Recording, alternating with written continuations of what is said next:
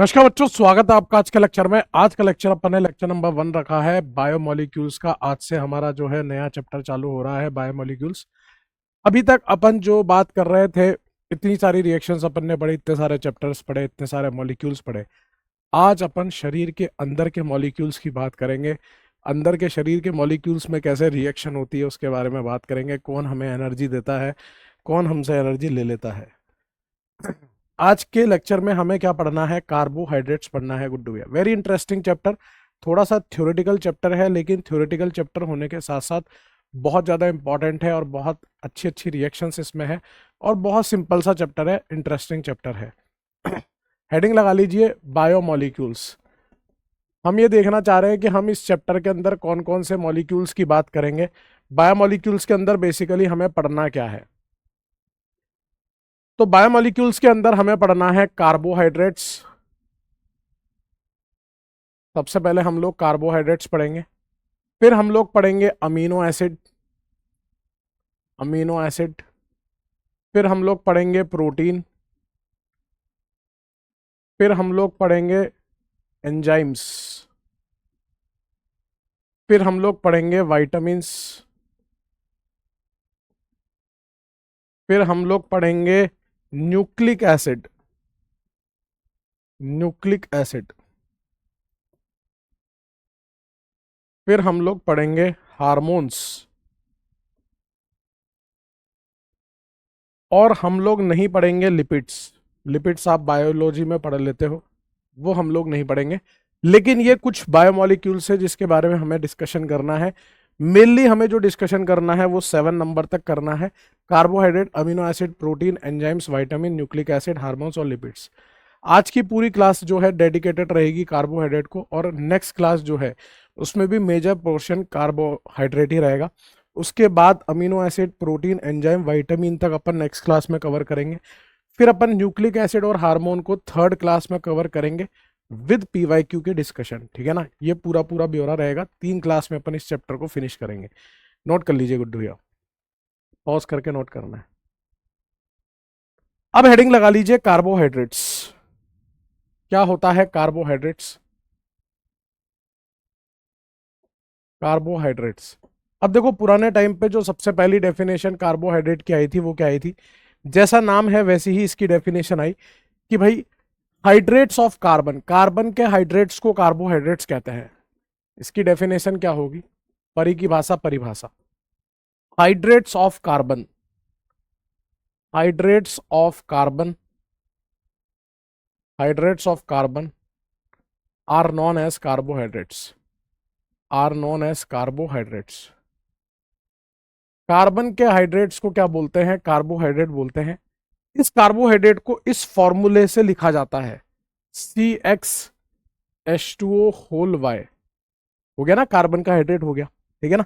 अब कुछ कार्बोहाइड्रेट्स को हम देखते हैं कि वो इस फॉर्मूले को सेटिस्फाई कर रहा है कि नहीं कर रहा है। जैसे एक ग्लूकोज होता है, एक एसिटिक एसिड होता है, एक होता है रेमनोस, एक होता है रेमनोस। जो ग्लूकोज होता है उसका मॉलिक्यूलर फॉर्मूला होता है C6H12O6। जो एसिटिक एसिड होता है उसका मॉलिक्यूलर फॉर्मूला होता है C2H4O2, और जो रेमनोज होता है उसका मॉलिक्यूलर फॉर्मूला होता है C6H12O5। ठीक है? जब मैं ग्लूकोज को इस फॉर्मूले के हिसाब से लिखूंगा तो क्या मैं लिख सकता हूं क्या C6H2O होल 6 करके? देखो जरा, H तो 12 हो गए, ऑक्सीजन 6 हो गए, सेटिस्फाई कर रहा है ये जो एसिटिक एसिड है इसको भी मैं इस फॉर्मूले के हिसाब से लिख सकता हूं H2O होल ट्वाइस करके, तो H4O2 और C2 आ गया।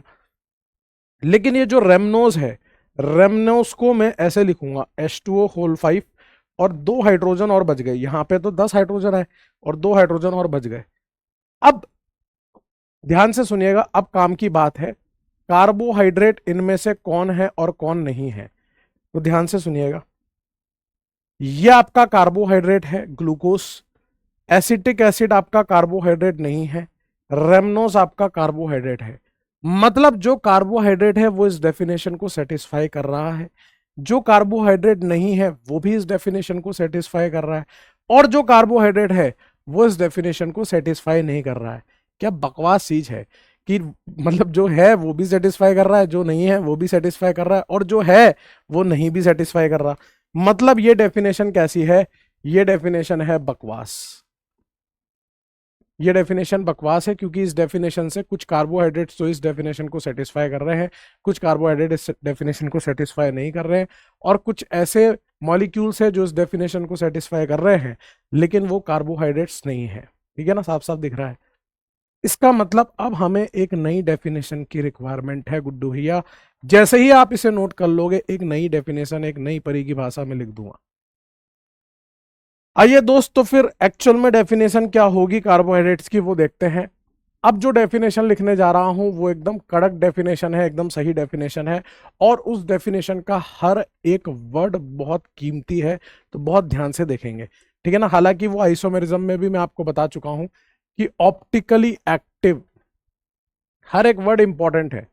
Optically active polyhydroxy, optically active polyhydroxy aldehyde और ketone, optically active polyhydroxy aldehyde और कीटोन, और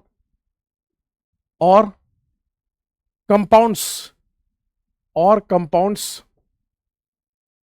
which on hydrolysis, compounds which on hydrolysis give such compound are known as carbohydrates, are known as carbohydrates।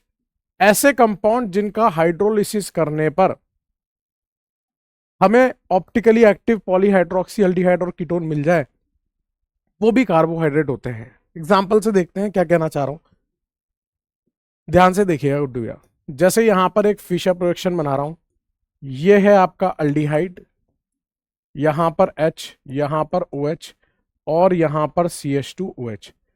सबसे पहले तो ये देखिए गुड्डू भैया कि ये OH अलग है, ये H अलग है, ये CH2OH अलग है, और ये अल्डिहाइड अलग है। इसका मतलब यहां पर ये जो आइटम है, ये जो कार्बन है, ये कायरल सेंटर है, और एक कायरल सेंटर वाला हमेशा ऑप्टिकली एक्टिव होता है, मतलब ये कंपाउंड ऑप्टिकली एक्टिव है। पॉलीहाइड्रोक्सी का मतलब एक से ज्यादा OH ग्रुप होने चाहिए, तो इसमें 2 OH ग्रुप है, मतलब ये पॉलीहाइड्रोक्सी वाली बात को भी सेटिस्फाई कर रहा है। फिर इसमें अल्डिहाइड फंक्शनल ग्रुप भी है, मतलब ऑप्टिकली एक्टिव पॉलीहाइड्रोक्सी अल्डिहाइड, ये कार्बोहाइड्रेट है, और ये सबसे छोटा कार्बोहाइड्रेट है। इससे छोटा कार्बोहाइड्रेट आप बना ही नहीं सकते।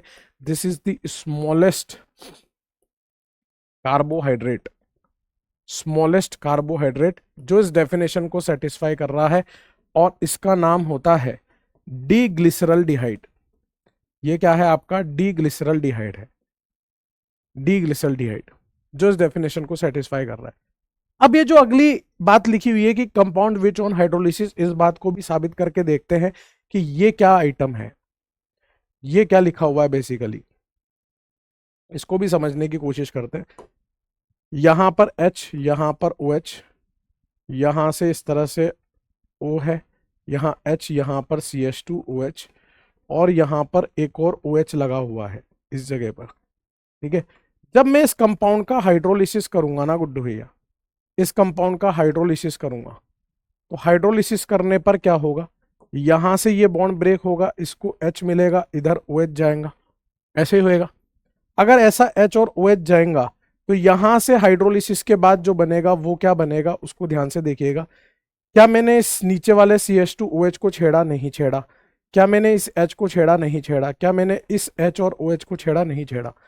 इस ऑक्सीजन के पास हाइड्रोजन आया है, यहां पर OH, और इस वाले कार्बन पे 2 OH आए हैं, यहां पर 2 OH हैं, और एक कार्बन पे 2 OH हमें अच्छे नहीं लगते, हम पानी निकाल देते हैं। तो वाटर मॉलिक्यूल रिमूव होने के बाद ये क्या बन जाएगा, यहां से अल्डिहाइड बन जाएगा।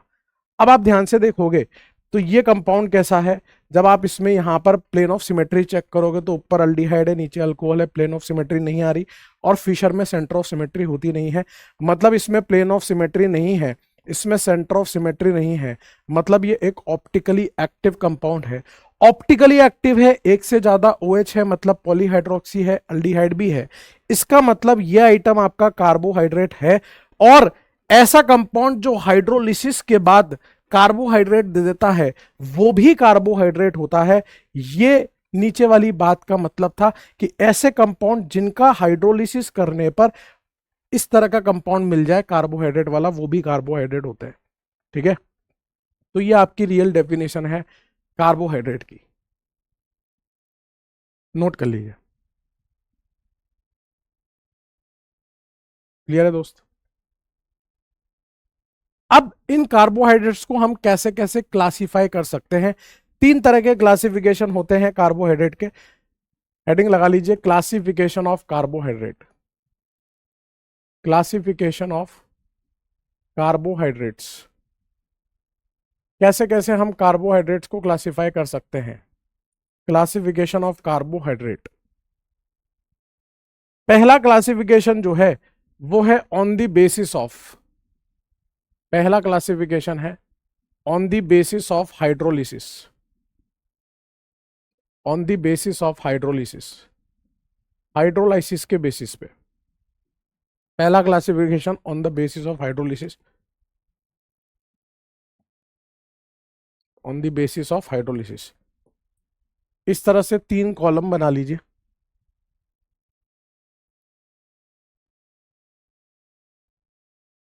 ऐसे करके। On the basis of hydrolysis हम कार्बोहाइड्रेट को कैसे क्लासिफाई कर सकते हैं? एक होते हैं मोनोसेकेराइड्स, एक होते हैं मोनोसेकेराइड्स, एक होते हैं ओलिगोसेकेराइड्स, ओलिगोसेकेराइड्स, और एक होते हैं पॉलीसेकेराइड्स, एक होते हैं पॉलीसेकेराइड्स। जो आपके मोनोसेकेराइड्स होते हैं वो ऐसे कार्बोहाइड्रेट होते हैं जिनका फर्दर हाइड्रोलिसिस पॉसिबल नहीं है, वो एक स्मॉलेस्ट यूनिट ही है जिनको फर्दर हाइड्रोलाइज नहीं किया जा सकता। तो those carbohydrates, those carbohydrates which can't be further hydrolyzed, which can't be further hydrolyzed, ऐसे कार्बोहाइड्रेट जिनको फर्दर हाइड्रोलाइज नहीं किया जा सकता, जिनका फर्दर हाइड्रोलिसिस नहीं किया जा सकता, उनको हम मोनोसेकेराइड्स बोलते हैं। ये जो पीछे सेकेराइड वर्ड लिखा है ना, सेकेराइड का मतलब भी शुगर होता है और कार्बोहाइड्रेट शुगर ही होते हैं। ठीक है ना? जैसे एग्जांपल के तौर पे अगर बात करें तो glucose, mannose, fructose, allose, altrose, gulose, galactose, idose, ribose, arabinose, xylose, etcetera. ऐसे बहुत सारे हैं, ये पूरे आपको याद भी हो जाएंगे, कोई बड़ी बात नहीं है। ठीक है ना? ये सब कैसे हैं? ये सब मोनोसेकेराइड्स के एग्जांपल हैं जिनका फर्दर हाइड्रोलिसिस नहीं किया जा सकता। ओलिगोसेकेराइड्स क्या होते हैं? ऐसे कार्बोहाइड्रेट जिनके हाइड्रोलाइसिस पर 2 से 10 मोनोसेकेराइड यूनिट मिलती हो, उनको हम ओलिगोसेकेराइड्स बोलते हैं। तो those carbohydrates which on hydrolysis, those carbohydrates, those carbohydrates which on hydrolysis, which on hydrolysis, which on hydrolysis gives 2 to 10 monosaccharide unit, 2 to 10 monosaccharide units, 2 से 10 मोनोसेकेराइड यूनिट दे दे, उनको ओलिगोसेकेराइड्स बोलते हैं। हमारे सिलेबस में 2 मोनोसेकेराइड तक ही है जिसको हम डाइसेकेराइड बोलते हैं, 3 वाले को ट्राइसेकेराइड, 4 वाले को टेट्रासेकेराइड, 5 वाले को पेंटासेकेराइड, इस तरह से बोल देंगे। लेकिन हमारे सिलेबस में 2 वाला ही है जिसका हाइड्रोलिसिस हमें करना होता है।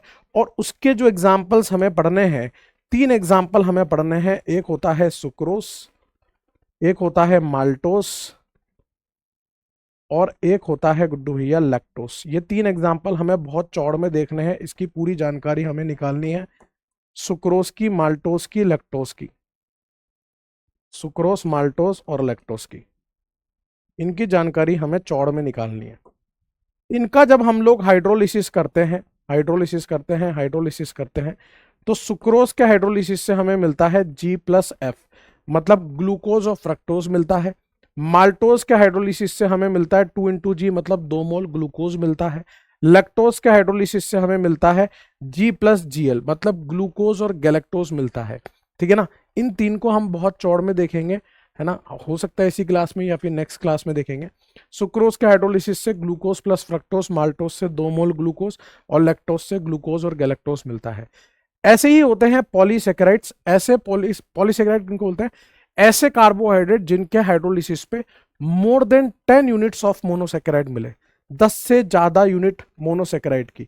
तो those carbohydrates which on hydrolysis, those carbohydrates which on hydrolysis gives more than 10 units of monosaccharide,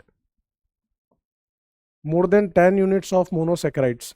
ठीक है, उनको हम क्या बोलते हैं? पॉलीसेकेराइड बोलते हैं। इसके अंदर हमें फिर से 3 एग्जाम्पल बहुत चौड़ में पढ़ने हैं। एक हम पढ़ेंगे सेल्यूलोज, एक अपन पढ़ेंगे स्टार्च, और एक अपन पढ़ेंगे ग्लाइकोजन। इनको भी हम बहुत चौड़ में देखेंगे।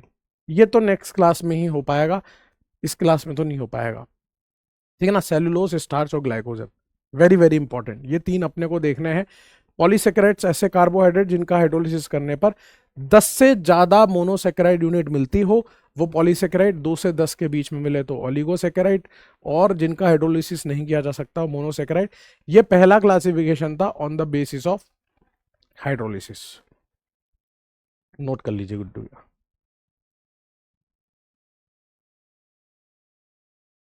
चलिए सेकंड क्लासिफिकेशन देखिए आप, ये मैंने कॉपी कर लिया स्लाइड, है ना। सेकंड क्लासिफिकेशन है on the basis of number of carbon, on the basis of number of carbon, number of carbon के बेसिस पे, on the basis of number of carbon, on the basis of number of carbon. अब देखो, पहले तो अभी देखेंगे number of carbon के basis पे। सबसे पहली बात तो कार्बोहाइड्रेट के लिए भी हम 2 डिग्री सफिक्स यूज कर सकते हैं। जैसे कार्बोक्सिलिक एसिड के लिए ओइक एसिड होता है, अल्डिहाइड के लिए अल होता है, कीटोन के लिए ओन होता है, ठीक है ना, अल्कोहल के लिए ऑल होता है। वैसे ही कार्बोहाइड्रेट के लिए जो 2 डिग्री सफिक्स होता है, इन जनरल 2 डिग्री सफिक्स जो आपको देखने को मिलेगा, वो क्या होता है? ओज। जैसे glucose, fructose, mannose, xylose, ribose, sucrose, cellulose, पीछे ओज आता है जनरली किसके? कार्बोहाइड्रेट्स के। अब नंबर ऑफ कार्बन के बेसिस पे हम कैसे क्लासिफाई कर सकते हैं? एक टेबल बनाएंगे अपन, है ना। पहले मैं बना देता हूं, फिर आप बनाना। इस तरह की एक टेबल बनाते हैं। पहले आप मेरे को देख लीजिए, फिर उसके बाद बनाइएगा। यहां पर है नंबर ऑफ कार्बन, यहां name, if aldehyde functional group, if aldehyde functional group, if ketone functional group, if ketone functional group. अगर फंक्शनल ग्रुप आपका कीटोन है तो if ketone functional group. 3 carbon, 4 carbon, 5 carbon, 6 carbon और 7 carbon के लिए हम लिख लेंगे। 3 कार्बन के लिए हम क्या लिखते हैं यहां पे? ट्रायोस। 4 कार्बन के लिए होता है टेट्रोस, 5 कार्बन के लिए होता है पेंटोस, 6 कार्बन के लिए होता है हेक्सोस, और 7 कार्बन के लिए होता है हेप्टोस। ठीक है, ट्रायोस, टेट्रोस, पेंटोस, हेक्सोस, हेप्टोस, इस तरह से चलता है।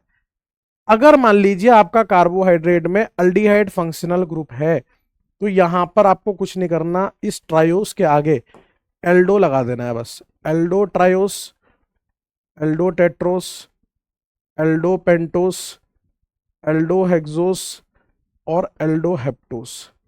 तो ये अल्डिहाइड फंक्शनल ग्रुप वाली बात हो जाएगी। अगर यही कीटोन फंक्शनल ग्रुप वाले हैं, अगर फंक्शनल ग्रुप आपका कीटोन है, तो उस केस में आपको कीटो लगा देना है।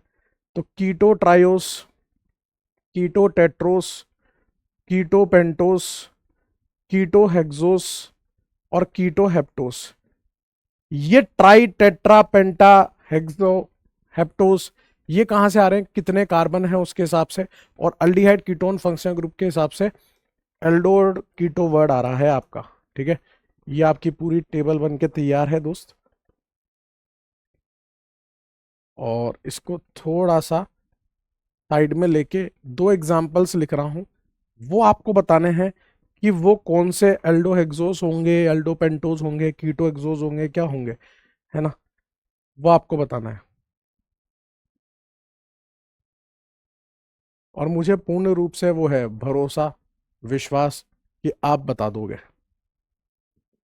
यहां पर है CHO, HOH, OH, H, H, OH, HOH, CH2H। आपको बताना है ये क्या है। इसी को कॉपी कर रहा हूँ, इसी को पेस्ट कर रहा हूँ, यहां से इसको हटा रहा हूँ। C डबल बॉन्ड O, और यहां पर आपका CH2OH। बताइए दोस्त, करना आपको ये, इन दोनों के बारे में क्या कहना चाहोगे आप।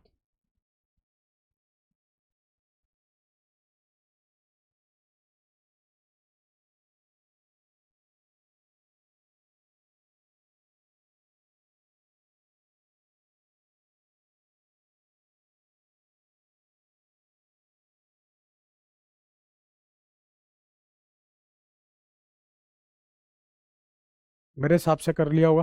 ठीक है, अब यहां पर देखो आप, कार्बन 1 2 3 4 5 6 कार्बन है, और अल्डिहाइड फंक्शनल ग्रुप है, तो इसको आप क्या बोलोगे, एल्डो हेक्सोस। ये क्या है, एल्डो हेक्सोस, और ये आपका ग्लूकोज है। ठीक है, यहाँ कीटोन फंक्शनल ग्रुप है, और 1 2 3 4 5 6 कार्बन है, यानी कि ये कीटो हेक्सोस है, और ये आपका फ्रक्टोज का स्ट्रक्चर होता है बेटा, है ना, एल्डो हेक्सोस और कीटो हेक्सोस। क्लियर है दोस्त, इस तरह से एक और क्लासिफिकेशन कंप्लीट होता है, नोट कर लीजिए आप, नोट कर लीजिए गुड्डू भैया।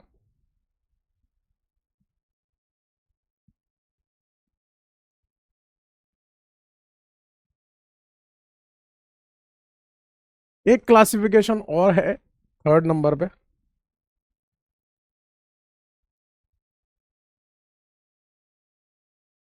इसको 2nd नंबर कर लेना यार, ये सेकंड था। तीसरा क्लासिफिकेशन देखिए, on the basis of reducing and non reducing sugar, reducing and non reducing sugar, reducing and non reducing sugar, ये आपका तीसरा क्लासिफिकेशन है। एंड अगेन वेरी इंपॉर्टेंट, सीधे सीधे सवाल आ जाता है, क्या होते हैं रिड्यूसिंग शुगर और क्या होते हैं non reducing sugar. Sugar is carbohydrate, sugar का मतलब ही कार्बोहाइड्रेट होता है। ठीक है, यहां पर लिख लीजिए रिड्यूसिंग शुगर, और यहां लिख लीजिए नॉन रिड्यूसिंग शुगर। पहले मैं आपको एनसीईआरटी के अकॉर्डिंग रिड्यूसिंग और नॉन रिड्यूसिंग क्या होता है वो बताऊंगा, फिर मैं आपको एक कॉन्सेप्चुअल चीज बताऊंगा जिससे आप रिड्यूसिंग नॉन रिड्यूसिंग बहुत इजीली आइडेंटिफाई कर सकते हो।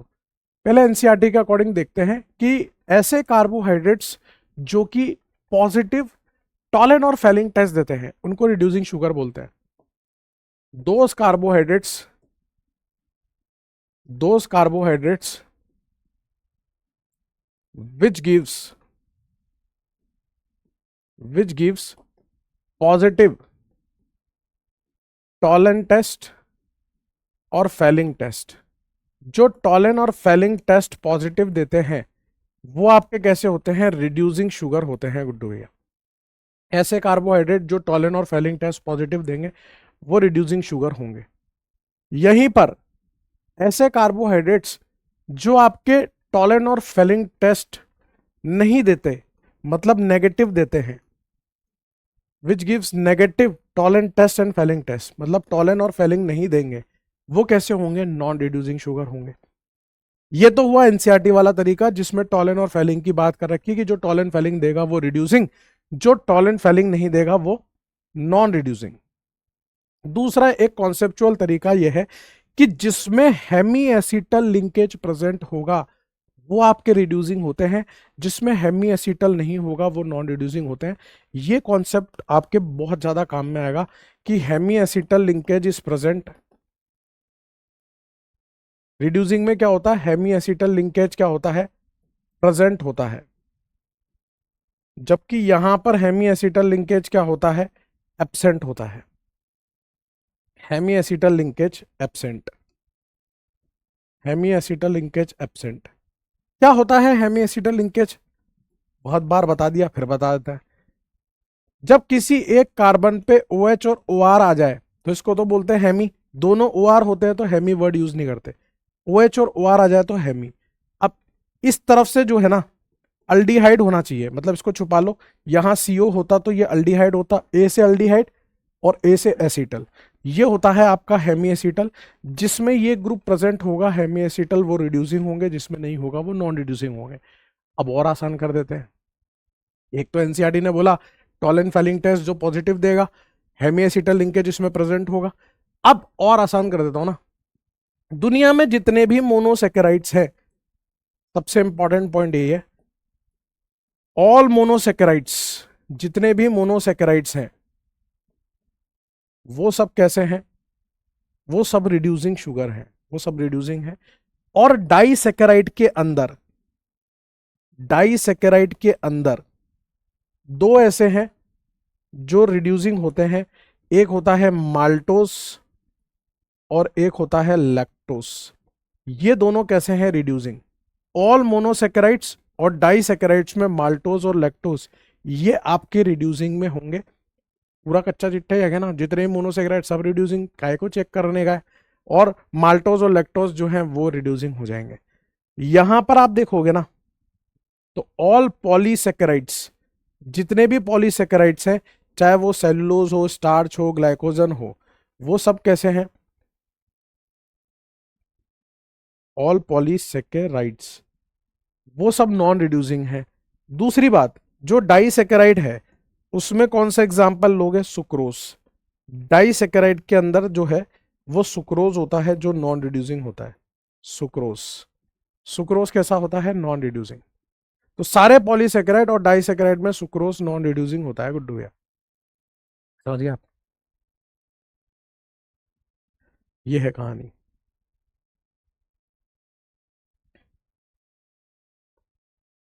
ये तीनों के तीनों क्लासिफिकेशन हो गए, आपको रिड्यूसिंग नॉन रिड्यूसिंग भी पता चल गया, आपको नंबर ऑफ कार्बन के बेसिस पे भी पता चल गया, कौन मोनोसेकेराइड है, कौन ऑलीसेकेराइड है, कौन पॉलीसेकेराइड है, ये भी पता चल गया। नोट कर लीजिए।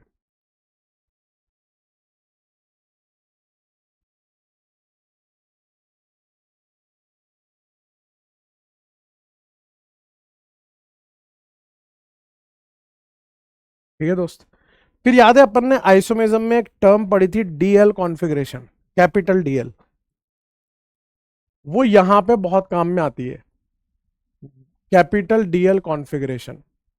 एक बार फिर से उसको रिवाइज कर लेते हैं।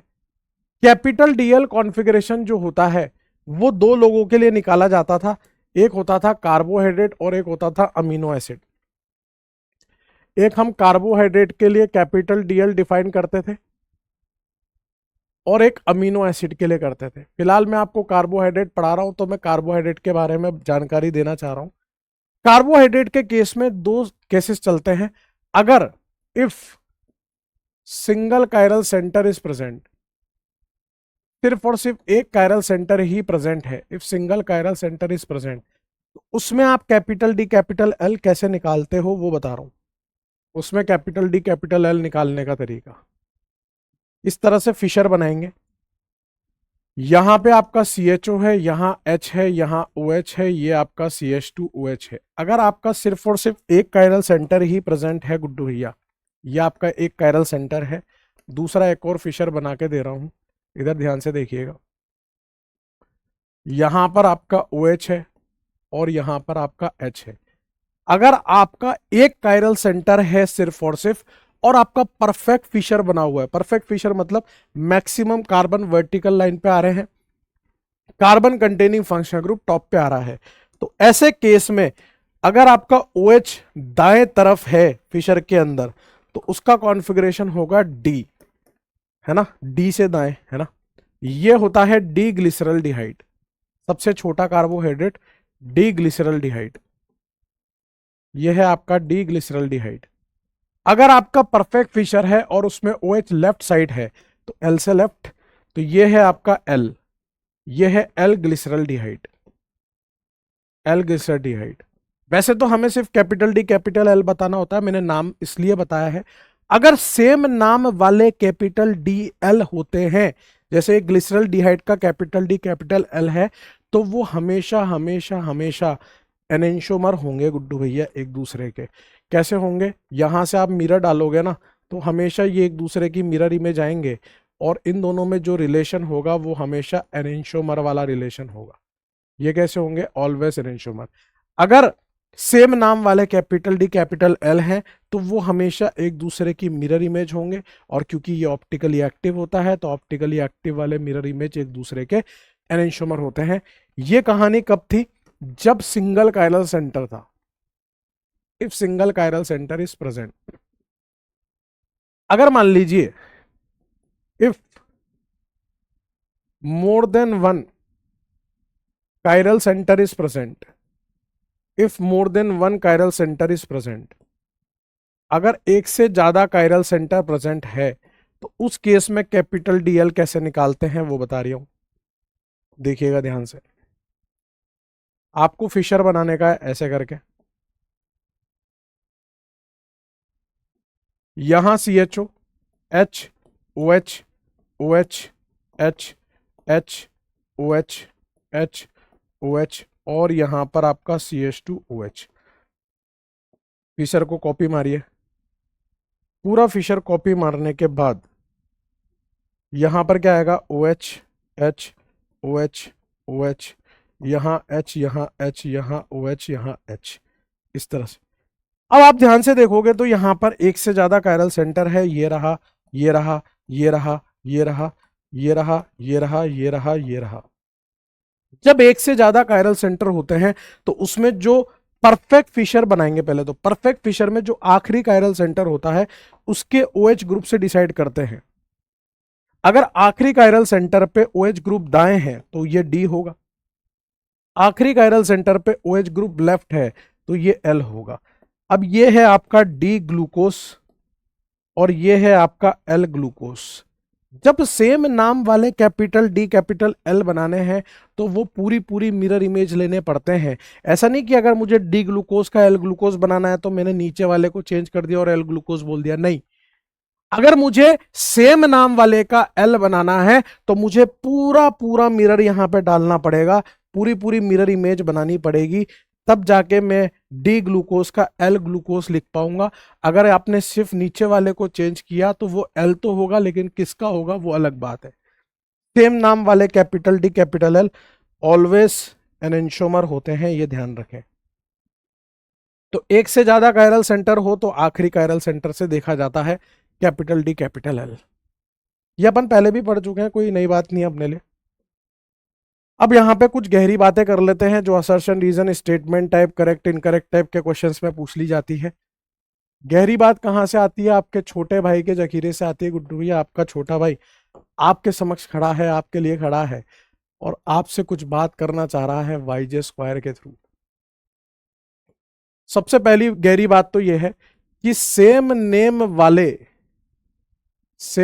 वाले कैपिटल DL ऑलवेज एनेंशोमर्स होते हैं, ऑलवेज एनेंशोमर्स होते हैं, ऑलवेज एनेंशोमर्स होते हैं। सेम नेम वाले कैपिटल DL ऑलवेज एनेंशोमर्स होते हैं। दूसरी बात, कैपिटल DL जो होता है is not related with small DL। Capital DL का स्मॉल DL से कोई संबंध नहीं है। स्मॉल DL का मतलब होता है डेक्स्ट्रो रोटेटरी, लीवो रोटेटरी, मतलब क्लॉकवाइज एंटी क्लॉकवाइज। हो सकता है ये डी ग्लिसरल्डिहाइड क्लॉकवाइज हो सकता है डी ग्लूकोज एंटी क्लॉकवाइज हो सकता है, ठीक है ना। तो किसी का कैपिटल डी क्लॉकवाइज, किसी का कैपिटल डी एंटी क्लॉकवाइज, तो कैपिटल डीएल का स्मॉल डीएल से कोई संबंध नहीं है। एक और गहरी बात यह है कि capital RS is not related with small DL.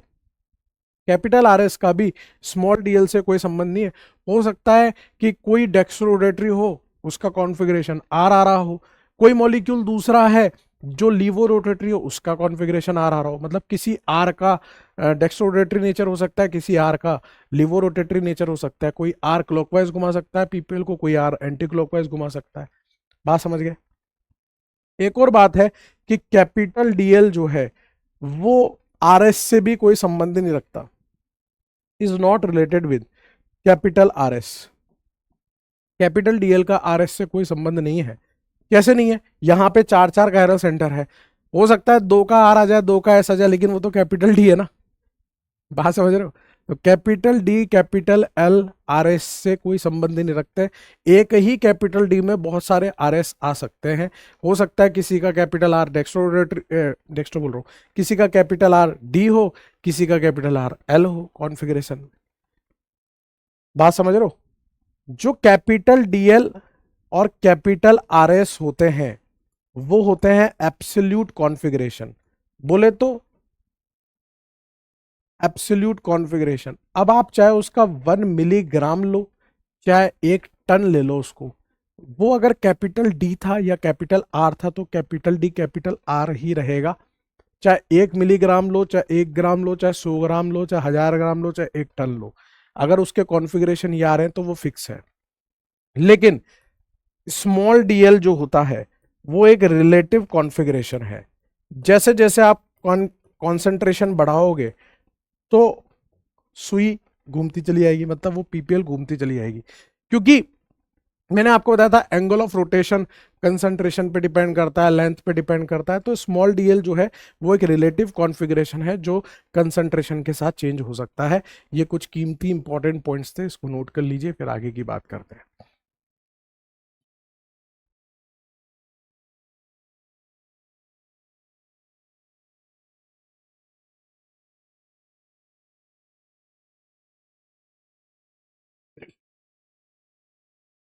अब अपन क्या करते हैं गुड्डू भैया, एक डी फैमिली को तैयार करते हैं।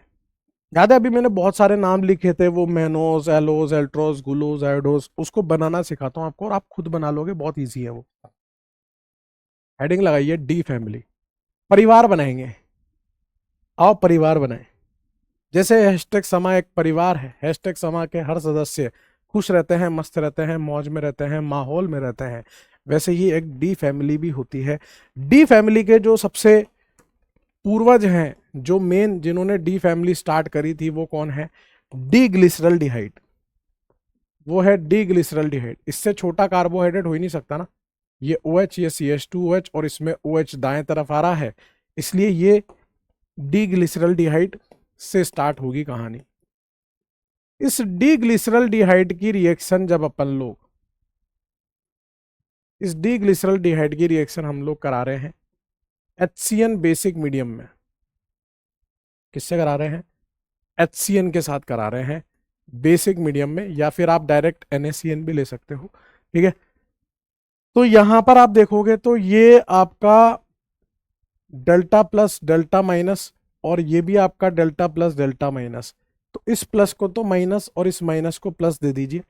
ऐसा करने से होगा क्या, ये आइटम पूरा पूरा कॉपी पेस्ट यहां से इस तरह से कॉपी पेस्ट हो गया। यहां पर एक H पहले से लगा हुआ था, यहां पर एक साइनाइड आया है CN, और एक यहां पर ये OH बना है, ठीक है दोस्त, गलत तो नहीं कह रहा। अब पहले ये कार्बन कैसा था? sp2 था। अभी ये कैसा बन गया? H अलग, OH अलग, CN अलग, और ये पूरा गुच्छा अलग। मतलब ये कायरल सेंटर बन गया, और ये एक sp3 भी है। This is also chiral centre और sp3 है। अब इस पे हम लोग क्या करेंगे? इस पे हम लोग डालेंगे डिबाल H, डाइबल H डाल लो, या फिर इसमें क्या करो, साइनाइड है ना, तो आप SnCl2 प्लस HCl ले लो, मतलब स्टीफन रिडक्शन करा दो। जब आप इसमें डिबाल H या स्टीफन रिडक्शन कराओगे तो इस मॉलिक्यूल के क्या हालात होंगे वो देखिएगा आप। ये जो साइनाइड है, ये साइनाइड आपका अल्डिहाइड में बदल जाएगा। क्योंकि साइनाइड का रिडक्शन डाइबल एच से या SnCl2 प्लस HCl से क्या देता है, अल्डिहाइड देता है। अब जैसे ही ये अल्डिहाइड बना है, ये एक sp3 बना है। ये जो sp3 बना है, अगर मैं इसको फिशर में रिप्रेजेंट करना चाहूं तो ये देखो नीचे वाले पे तो अपन ने कोई छेड़छाड़ करी नहीं थी ना, तो ये तो वैसा का वैसा रहेगा। समझने की कोशिश करना गुड्डू भैया। Game begins now. यहां से गेम क्या है वो ध्यान से समझिएगा। ये जो नीचे वाला है HOH CH2H, इसके तो अपन ने हाथ ही नहीं लगाया ना गुड्डू भैया, इसके तो अपन ने हाथ ही नहीं लगाया। ये जो हमारा नया कायरल सेंटर बना है, इस नए कायरल सेंटर को जब मैं फिशर में सजाऊंगा तो फिशर के टॉप पे क्या आएगा, ये अल्डिहाइड आ जाएगा। तो यहां पर मैंने अल्डिहाइड रख दिया दोनों में। अब उस H और OH को क्या पता कि हम किधर हैं, है ना। हो सकता है OH इस तरफ आ जाए, हो सकता है OH लेफ्ट तरफ आ जाए, ऐसे हो सकता है ना। ऐसा भी बन सकता है, ऐसा भी बन सकता है। और ये जो दोनों बना है ये अलग अलग है, डायस्ट्रोमर है एक दूसरे के, डायस्ट्रोमर है ना, मिरर इमेज थोड़ी ना है। तो यानी कि डी ग्लिसरल्डिहाइड से कितने कंपाउंड बने, 2 कंपाउंड बने। ये पूरा का पूरा प्रोसीजर लगा के 2 नए कंपाउंड बने, इसके 2 पुत्र हुए हैं। अब इस मॉलिक्यूल पे अगर मैं ये पूरा प्रोसीजर लगाता तो इसके 2 होते नए कायरल सेंटर पे, इसके 2 होते, मतलब इन 2 के 4 होते। फिर उन 4 पे वो लगाता तो 4 के 8 हो जाते। बात समझ रहे हो, तो 4 के 8 हो जाते। अब इसको क्या बोलते हैं इन दोनों को, ये एक शॉर्ट ट्रिक से अपन समझते हैं, टॉस।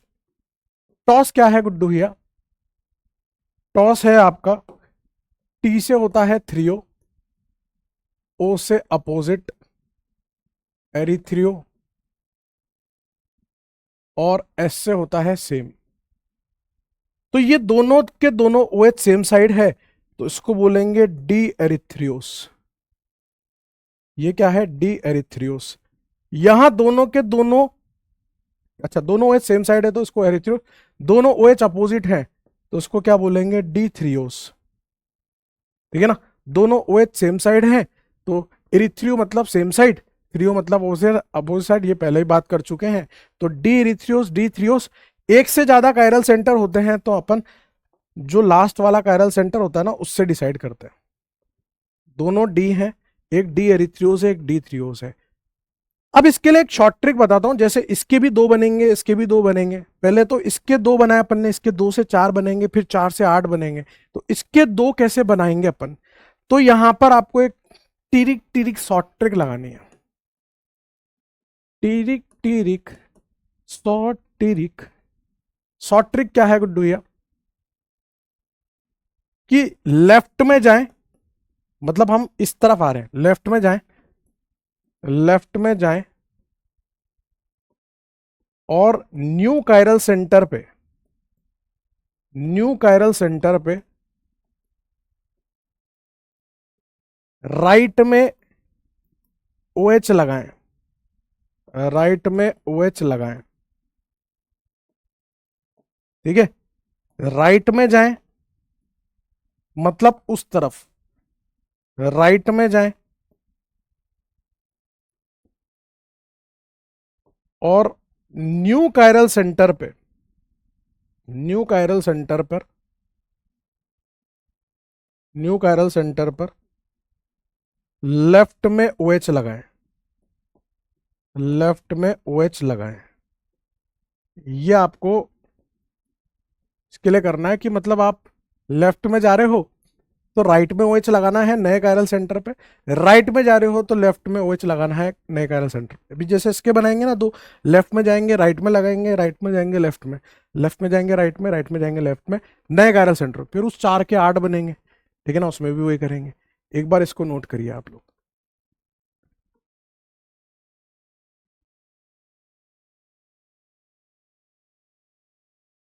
समझ गए ना आप, लेफ्ट में जाए राइट में OH लगाए, राइट में जाए लेफ्ट में OH लगाए, नए कायरल सेंटर पे। उल्टा करना, लेफ्ट में राइट, राइट में लेफ्ट।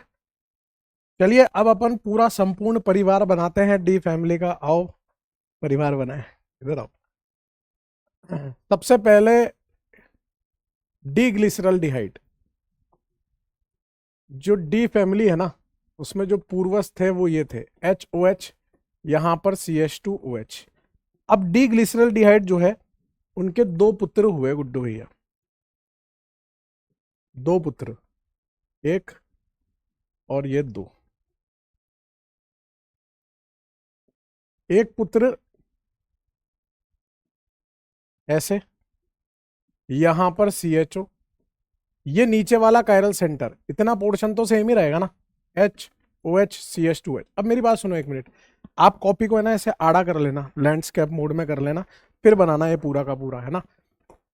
सेम यहां पर भी इतना पोर्शन तो कांस्टेंट ही रहेगा। अब जो नया कायरल सेंटर है वो ये वाला है गुड्डू भैया, this is the new chiral centre.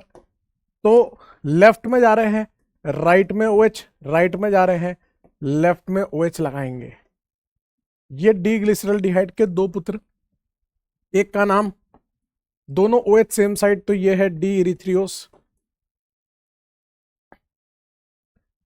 और ये है डी थ्रियोस।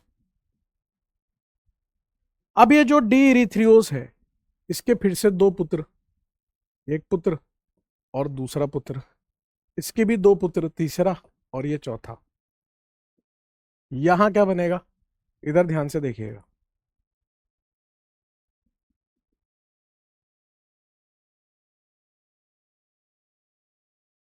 एक, दो, तीन, इतना पोर्शन तो सेम ही रहेगा। यहां पर H H, यहां OH, यहां OH, यहां पर CH2OH, और यहां पर CHO। ये आपका नया कायरल सेंटर है गुड्डू भैया। इतना पोर्शन तो इन दोनों के लिए सेम ही रहने वाला है, इतना पोर्शन। बस लेफ्ट में जा रहा हूं तो राइट में OH लगाऊंगा, राइट में जा रहा हूं तो लेफ्ट में OH लगाऊंगा, इस तरह से। समझ गए आप बात को। फिर यहां पर आप देखोगे ना, यहां पर और यहां पर, तो इतना पोर्शन तो सेम ही रहेगा, है ना। ये OH, ये H, और यहां पर ये OH और H। लेफ्ट में जा रहा हूं तो राइट में OH, राइट में जा रहा हूं तो लेफ्ट में OH, नए कायरल सेंटर पे। इस तरह से बन गया ये। अब इसका नाम होता है डी राइबोस, इसका नाम होता है डी एरेबिनोस, इसका नाम होता है डी जाइलोस, और इसका नाम है डी लाइजोस। ठीक है। ये जो डी राइबोस है, इसके फिर से दो पुत्र हुए, पहला दूसरा, इसके भी दो होंगे, पहला और ये दूसरा, इसके भी दो होंगे, पहला और ये दूसरा, इसके भी दो होंगे, पहला और ये दूसरा। यहां से जो बनेगा वो क्या बनेगा, एक, दो, तीन, चार, तीन तो पहले थे, चार डंडे बनेंगे। यहां पर CH2OH, यहां पर CHO, HOH, HOH, HOH। इतना पोर्शन तो दोस्त कांस्टेंट रहने वाला है इन दोनों के लिए, इतना पोर्शन तो कांस्टेंट रहेगा। ये नया कायरल सेंटर है आपका, ठीक है ना, इतना पोर्शन तो कांस्टेंट रहेगा। अब नए कायरल सेंटर पे लेफ्ट में जा रहा हूं तो राइट में OH, राइट में जा रहा हूं तो लेफ्ट में OH, यहां H, यहां पर H। ध्यान से देखते रहना, है ना।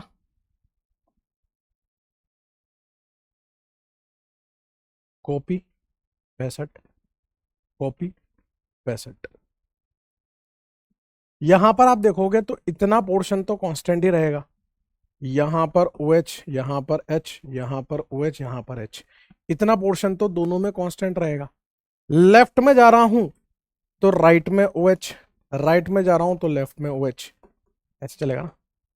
लेफ्ट में जा रहा हूं राइट में OH, राइट में जा रहा हूं लेफ्ट में OH, चलेगा। फिर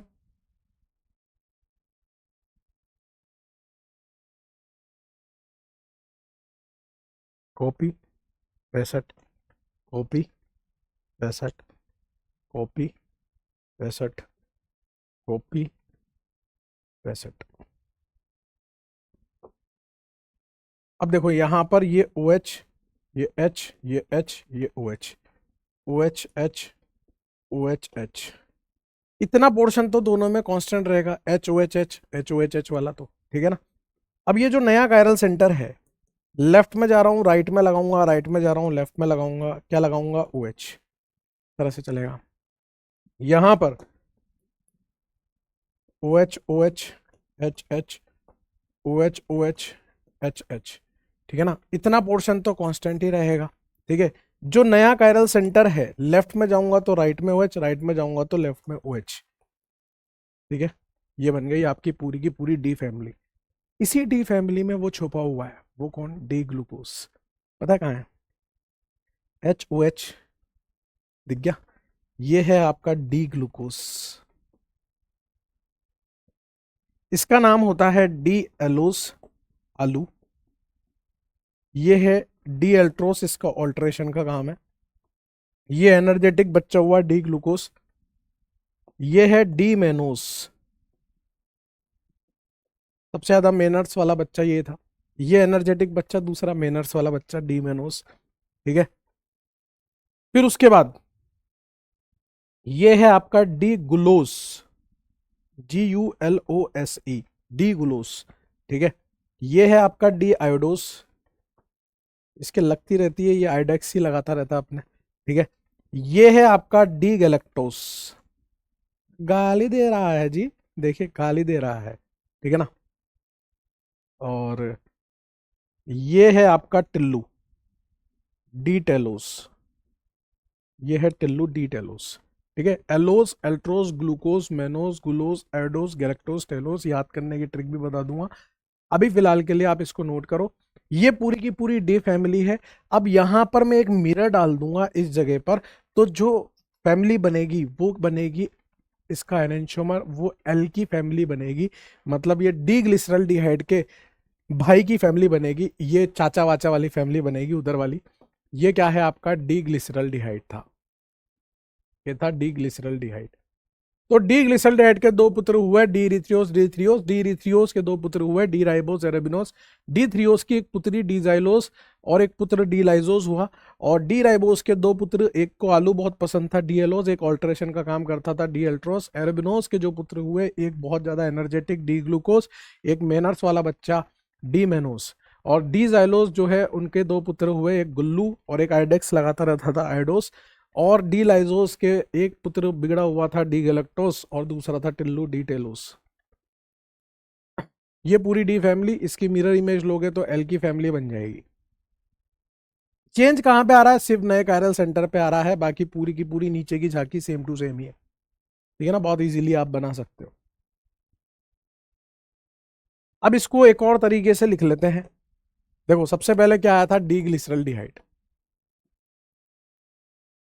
डी ग्लिसरल्डिहाइड। डी ग्लिसरल्डिहाइड के जो है दो पुत्र हुए, एक डी इरिथ्रियोस और एक डी थ्रियोस, एक डी इरिथ्रियोस और एक डी थ्रियोस। फिर डी इरिथ्रियोस के दो पुत्र हुए और डी थ्रियोस के भी दो पुत्र हुए। डी इरिथ्रियोस के जो दो पुत्र हुए, एक था डी राइबोस, एक था डी एरेबिनोस, और इसकी पुत्री डी जाइलोस और डी लाइजोस, ठीक है। राइबोस के दो पुत्र, एरेबिनोस के दो पुत्र, जाइलोस के दो, लाइजोस के दो। यहां जो हुए वो क्या था, डी एलोस, ये था डी एल्ट्रोस, ये था डी ग्लूकोस, ये था डी मनोज, सॉरी मेनोस, ये था डी गुलोस, ये है डी आयोडोस, ये है आपका डी गैलेक्टोस, और ये है आपका डी टेलोस, ठीक है। अब इनको कैसे आप ध्यान रख सकते हो, जब मैं पढ़ता था तो मैंने एक ट्रिक बनाई थी, वही ट्रिक मैं आपको बता रहा हूं, जो कि एक कॉन्सेप्चुअल ट्रिक है। फिर मैं दूसरी ट्रिक भी बता दूंगा। मैंने इस तरह की ट्रिक बनाई थी जब मैं पढ़ता था।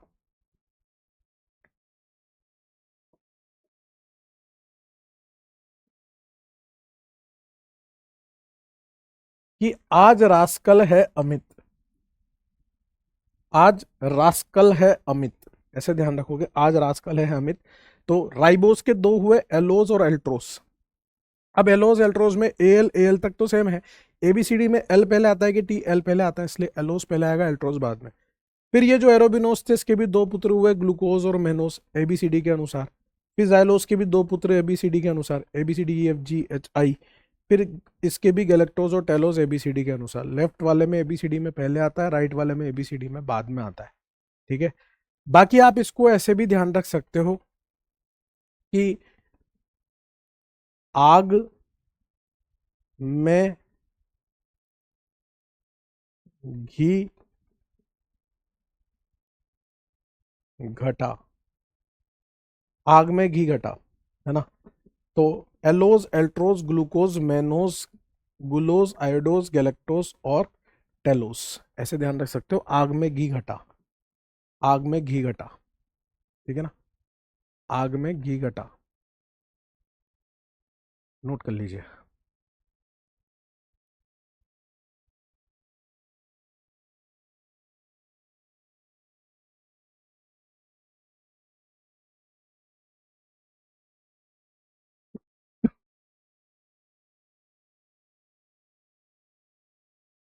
क्लियर दोस्त। नेक्स्ट आइटम देखिए, नेक्स्ट है एपिमर्स। वैसे तो ये भी अपन ने आइसोमेरिज्म में पढ़ लिया था कि एपिमर्स किसे कहते हैं। परी की भाषा परिभाषा, एपिमर की डेफिनेशन क्या होगी? ऐसे डायस्ट्रोमर, ऐसे डायस्ट्रोमर गुड्डू भैया जो किसी एक कायरल सेंटर के अबाउट, बहुत सारे कायरल सेंटर होंगे, उनमें से सिर्फ और सिर्फ किसी एक कायरल सेंटर के अबाउट कॉन्फ़िगरेशन चेंज करने से बनने वाले डायस्ट्रोमर एपिमर्स कहलाते हैं, सिर्फ एक कायरल सेंटर। तो those डायस्ट्रियोमर्स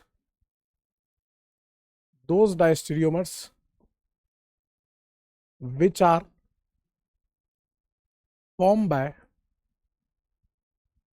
changing configuration, formed by changing configuration across only one chiral center, only one chiral center are known as epimers। उनको हम लोग क्या बोलते हैं? उनको हम लोग एपिमर्स बोलते हैं। ऐसे डायस्ट्रोमर जो किसी एक कायरल सेंटर पे कॉन्फ़िगरेशन चेंज करने से बनते हैं उनको एपिमर्स बोलते हैं। यहां पर मैं आपसे दो बातें और करूंगा कि all epimers are diastereomers, all epimers are diastereomers और all diastereomers are epimers, all diastereomers are epimers. इनमें से कौन सी स्टेटमेंट ट्रू है और कौन सी स्टेटमेंट फॉल्स है, अभी बात करेंगे इसके बारे में। पहले अपन थोड़ा समझ लेते हैं एपिमर्स को दोबारा से, वैसे ये भी पढ़ा चुका हूं मैं आपको। यहां पर हम लोग ऐसे बना लीजिए आप लोग, ये CHO H OH OH H H OH H OH और यहाँ पर आपका CH2OH। कॉपी कीजिए इसको पूरा का पूरा, इसको पेस्ट कीजिए यहाँ पर, कॉपी कीजिए और पेस्ट कीजिए यहाँ पर। ठीक है,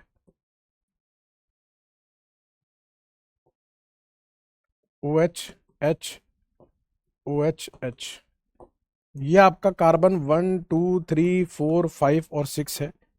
ये सभी आपके कायरल सेंटर्स हैं इस तरह से। ये महाशय जो हैं इनको बोलते हैं डी ग्लूकोज, ये जो है ये है डी मेनोस, और ये गाली दे रहा है डी गैलेक्टोस, ये है डी गैलेक्टोस। अब आप इन दोनों को ध्यान से देखो, डी ग्लूकोज डी मेनोस को, तो ये जो नीचे वाला पोर्शन है एग्जैक्टली सेम है।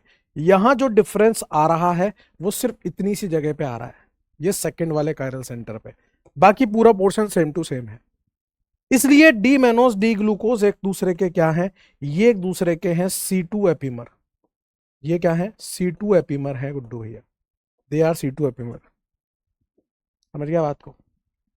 यहां पे आप देखोगे तो ये वाला ऊपर वाला पोर्शन सेम है, ये OHH मतलब इतना पोर्शन तो आप एग्जैक्टली सेम पा रहे होंगे, और इस नीचे वाले पोर्शन को भी देखो सेम टू सेम है। यहां जो डिफरेंस है वो इतना सा है, ये वाली लाइन में डिफरेंस है, फोर्थ वाले में। तो डी ग्लूकोज और डी गैलेक्टोस, डी ग्लूकोज और डी गैलेक्टोस ये क्या है एक दूसरे के C4 एपीमर है गुड्डू भैया। ऐसे डायस्टोमर जो किसी एक कायरल सेंटर पे अबाउट कॉन्फ़िगरेशन चेंज करने से बनते हैं उनको एपीमर बोलते हैं। ये C2 एपीमर है, ये C4 एपीमर है। अब मैं आपसे पूछ रहा हूं क्या सारे एपीमर डायस्टोमर होते हैं? बिल्कुल भाई, एपीमर तो डिफाइंड ही डायस्टोमर से है ना, तो ये तो बात ट्रू है। लेकिन क्या सारे डायस्टोमर एपीमर होते हैं? नहीं, केवल वही डायस्टोमर एपीमर होते हैं जो किसी एक कायरल सेंटर के अबाउट कॉन्फ़िगरेशन चेंज करने से बन रहे हो। तो ये स्टेटमेंट आपका फॉल्स हो जाएगा, सारे डायस्टोमर एपीमर नहीं होते, सिर्फ वो वाले डायस्टोमर एपीमर होते हैं जो एक कायरल सेंटर पे चेंज करने से बने हो। जैसे अगर अपन यहाँ पे बात करें RS और यहाँ पर मैं ले लेता हूँ RRSS, ये कंपाउंड ए है, ये कंपाउंड बी है, ये कंपाउंड सी है। मुझे क्या करना है, ए का रिश्ता बी के साथ, ए का रिश्ता सी के साथ, बी का रिश्ता सी के साथ बताना है कि ये डायस्ट्यूमर है, एपीमर है या दोनों हैं, क्या है। एक बार ट्राई करिए, ट्राई कीजिए गुड्डू भैया, ट्राई कर लीजिए।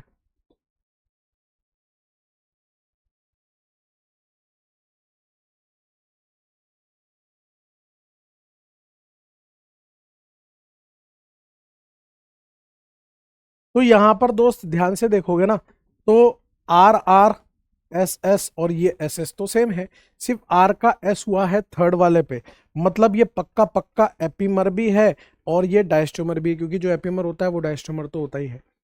फिर A और C को देखिए, मतलब इन दोनों को देखिए, R सेम है, S का R हो गया, R का S हो गया, SS सेम है, मतलब यहाँ दो कायरल सेंटर पे चीजें चेंज हुई है, मतलब ये एपीमर नहीं है, ये सिर्फ और सिर्फ डायस्ट्यूमर है।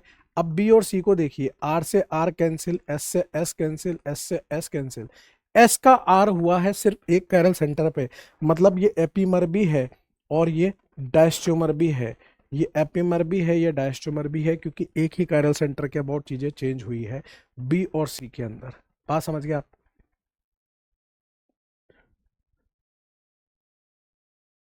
अब अपन है ना, मोनोसेकेराइड में हमें क्या पढ़ना है, ग्लूकोज और फ्रक्टोज, फिर हम उसके साइक्लिक स्ट्रक्चर्स की बात करेंगे, ठीक है ना। फिर उसके बाद अपन डाइसेकेराइड्स की और पॉलीसेकेराइड्स की बात करेंगे। तो जब हम डाइसेकेराइड पॉलीसेकेराइड की बात कर रहे होंगे तब भी ये एपीमर वगैरह के टर्म्स यूज होंगे। अच्छा, जैसे मैंने आपको ये एपीमर बताया, जैसे ये दोनों भी एपीमर हैं, ये दोनों भी एपीमर है, और कौन से एपीमर है, सेकंड कार्बन पे C2 एपीमर, ये भी C2 एपीमर, ये भी C2 एपीमर, वो भी C2 एपीमर, ये दोनों C2 एपीमर, ये दोनों C2 एपीमर, ये दोनों C2 एपीमर है। फिर अगर आप राइबोस को और जाइलोस को देखोगे तो वो थर्ड कार्बन पे चेंज करने से बन रहे हैं, तो वो C3 एपीमर हो जाएंगे। तो यहाँ पे सभी प्रकार के एपीमर पड़े हुए हैं, है ना। अभी अपन बात करते हैं चौड़ में ग्लूकोज के बारे में, हेडिंग लगा लीजिए ग्लूकोज। ग्लूकोज की बात करेंगे दोस्त, इसकी बात करेंगे ग्लूकोज की। तो ग्लूकोज का जो स्ट्रक्चर होता है वो आपको अब तक तो याद ही हो गया होगा, नहीं हुआ है तो हो जाएगा, क्योंकि इतनी बार लिखेंगे, इतनी बार लिखेंगे, इतनी बार लिखेंगे तो 100% याद होएगा जी। यहाँ H, यहाँ OH, यहाँ OH, यहाँ H, यहाँ H, यहाँ OH, यहाँ H, यहाँ OH, यहाँ पर CH2OH। यहाँ पर ये आपका कायरल सेंटर है, ये आपका कायरल सेंटर है, ये आपका कायरल सेंटर है, और ये आपका कायरल सेंटर है, ठीक है ना। This is also chiral centre of yours, है ना। अगर मैं इसके मॉलिक्यूलर फॉर्मूला की बात करूं, अगर मैं इसमें बात करूं इसमें कितने कायरल सेंटर है, अगर मैं इसमें बात करूं इसके टोटल स्टीरियो आइसोमर कितने बनेंगे, इसके टोटल स्टीरियो आइसोमर कितने बनेंगे, इन सब की बात करूं, तो इसका मॉलिक्यूलर फॉर्मूला जो है वो होता है C6H12O6। इसमें चार कायरल सेंटर है, नजर भी आ रहे होंगे। टोटल स्टीरियो आइसोमर 2n, बोले तो 2 4, मतलब कितने बनेंगे 16। वो 16 कौन से हैं, ये 8 तो आपको नजर ही आ रहे हैं, और 8 कौन से होंगे, वो इसकी मिरर इमेज वाले L वाले, तो 8 ही है, 8 वो। तो ऐसे करके आपके 16 बन जाएंगे, 16 के 16 स्ट्रक्चर आप लिख सकते हो, 16 के 16 स्ट्रक्चर लिख सकते हो गुड्डू भैया। ये ग्लूकोज के बारे में थोड़ी मोड़ी जानकारी। अब ग्लूकोज को हम बना कैसे सकते हैं, अच्छा सर हम ग्लूकोज को बना भी सकते हैं, हाँ लिखिए दोस्त, method of preparation of glucose, method of preparation of glucose Guddu भैया। Method of preparation of glucose. कैसे कैसे हम ग्लूकोज बना सकते हैं। पहला मेथड है from hydrolysis of sucrose. Sucrose के हाइड्रोलाइसिस से हम लोग ग्लूकोज बना सकते हैं। और जब हम सुक्रोज पढ़ रहे होंगे, है ना, तो बहुत चौड़ में हम उसका हाइड्रोलिसिस करके देखेंगे। देखो धीरे धीरे धीरे धीरे, एकदम से एक साथ तो 80 रोटी नहीं खा सकते ना। 80 रोटी खा सकते हैं लेकिन एक साथ नहीं खा सकते, तो आराम आराम से खाएंगे, थोड़े दिन लगा के खाएंगे, है ना। एक दिन में अगर 4 की कैपेसिटी है तो 5 खा लेंगे, 6 खा लेंगे, लेकिन 80 तो नहीं खा सकेंगे, ठीक है ना। तो जो सुक्रोज होता है उसका मॉलिक्यूलर फॉर्मूला होता है C12H22O11। ये आपका सुक्रोज है गुड्डू भैया। इस सुक्रोज को इन्वर्ट शुगर भी कहते हैं, और इन्वर्ट शुगर क्यों कहते हैं वो भी मैं आपको बताऊंगा कि why this is invert sugar. इस सुक्रोज का जब आप हाइड्रोलिसिस करते हो, इस सुक्रोज का जब आप हाइड्रोलिसिस करते हो, तो ये सुक्रोज जो है आपको देता है डी ग्लूकोज और डी फ्रक्टोज। अभी फिलहाल के लिए हम इतना ही डी ग्लूकोज डी फ्रक्टोज ही लिख पाएंगे। फिर जब अपन सुक्रोज को चौड़ में पढ़ रहे होंगे तब तक अपन बहुत सारी जानकारी गैदर कर चुके होंगे, तब मैं आपको ये भी बता दूंगा कि ये अल्फा डी ग्लूकोपाइरेनोज और बीटा डी फ्रक्टोफिरेनोज होता है। अभी काम चलाइए, ठीक है ना। डी ग्लूकोज जो होता है C6H12O6 होता है, और डी फ्रक्टोज भी C6H12O6 ही होता है ना। यहां जब आप C12H22O11 में पानी जोड़ोगे, हाइड्रोलाइसिस कर रहे हैं ना, तो वो क्या बन जाएगा, C12H24O12 बन जाएगा। फिर डिवाइड बाय 2 करोगे तो 2 6 जा 12, 2 12, और ये 6 C6H12O6 के 2 मॉलिक्यूल बन जाएंगे। अब मुद्दा इस बात का है कि ये इन्वर्ट शुगर क्यों है। जो ग्लूकोज होता है, सॉरी सुक्रोज होता है, उसका जो ऑप्टिकल रोटेशन होता है वो होता है +66.4 डिग्री, मतलब वो डेक्स्ट्रो रोटेटरी होता है। जो आपका ग्लूकोज है उसका ऑप्टिकल रोटेशन होता है +52.4 डिग्री, मतलब वो भी डेक्स्ट्रो रोटेटरी होता है। जो आपका डी फ्रक्टोज होता है उसका होता है -92.4 डिग्री, मतलब वो लीवो रोटेटरी होता है। लेकिन ये बना तो एक ही कंटेनर में है, तो इसके +52 ने इसके -52 की वाट लगा दी होगी, वहां तक का मामला तो जीरो हो गया होगा। बचेगा कितना, इन दोनों में से ओवरऑल आप देखोगे तो -40 डिग्री बचेगा। मतलब पहले आइटम डेक्स्ट्रो रोटेटरी था, ओवरऑल हाइड्रोलिसिस होने के बाद वो लीवो रोटेटरी हो गया है। पहले प्लेन पोलराइज लाइट उसको क्लॉकवाइज घुमा रही थी, उसमें जैसे ही आपने एसिड वाला पानी मिलाया, वो प्लेन पोलराइज लाइट जो है वो एंटी क्लॉकवाइज घूम गई। यानी कि शुगर क्या हो गई, हाइड्रोलिसिस होने पर इन्वर्ट कर दिया उसने ऑप्टिकल रोटेशन को, इसलिए इसको इन्वर्ट शुगर बोलते हैं। तो सुक्रोज का हाइड्रोलिसिस आपको डी ग्लूकोज डी फ्रक्टोज देता है, और इन्वर्ट शुगर क्यों कहते हैं वो भी बता दिया मैंने। एक और तरीका है हमारे पास ग्लूकोज बनाने का, फ्रॉम हाइड्रोलिसिस ऑफ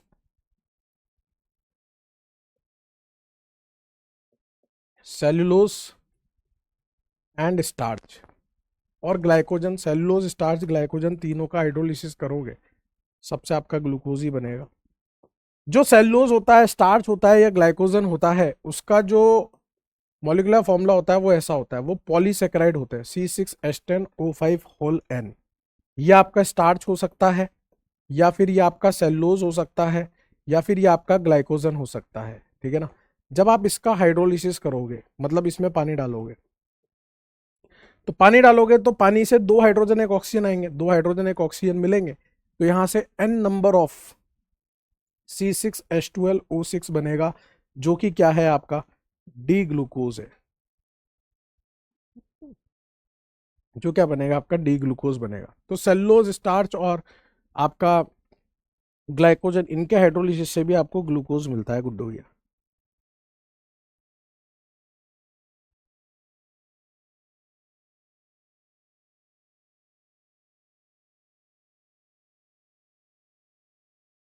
क्लियर है दोस्त।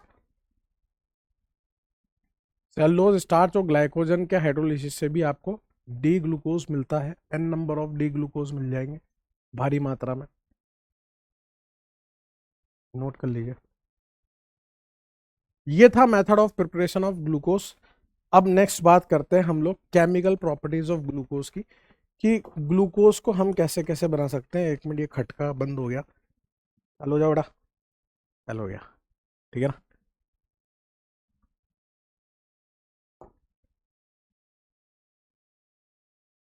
केमिकल प्रॉपर्टीज ऑफ ग्लूकोज,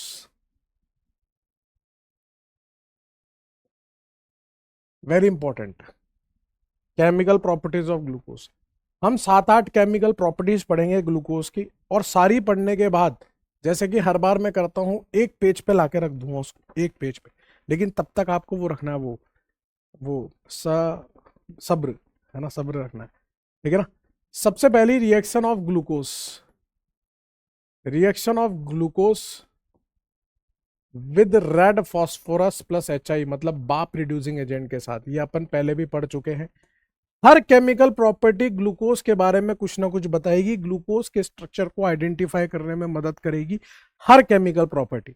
बस देखते चलिए कौन सी केमिकल प्रॉपर्टी ग्लूकोज के बारे में हमें क्या जानकारी दे रही है, ठीक है। 1 लाइन, 2 लाइन, 3 लाइन, 4 लाइन की कॉपी। यहां पर आपका CHO है, ये H, ये OH, यहां पर OH, यहां पर H, यहां पर H, यहां पर OH, यहां पर H, यहां पर OH, यहां पर CH2OH है गुड्डू भैया। ये है आपका डी ग्लूकोज। इस डी ग्लूकोज की रिएक्शन जब आप रेड फॉस्फोरस प्लस HI के साथ कराओगे, रेड फॉस्फोरस प्लस HI, तो रेड फॉस्फोरस HI का क्या काम है, वो सारे ऑक्सीजन गायब कर देता है, सिर्फ और सिर्फ कार्बन हाइड्रोजन को रहने देगा।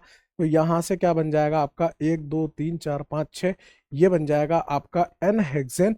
और ये क्या बता रहा है कि ग्लूकोज के जितने भी कार्बन है वो लाइन वाइज लगे हुए हैं, मतलब ग्लूकोज का स्ट्रक्चर एक लीनियर स्ट्रक्चर है, सारे कार्बन लीनियरली लगे हुए हैं, कोई ब्रांच नहीं है। तो ये क्या कंफर्म कर रहा है, it confirms glucose have linear structure. ये कंफर्म कर रहा है कि ग्लूकोज का स्ट्रक्चर जो है वो एक लीनियर स्ट्रक्चर है गुड्डू भैया, नोट कर लीजिए आप। It confirms glucose have linear structure. Note कर लीजिए, नाट नाट कर लीजिए गुड्डू भैया जी। हाँ,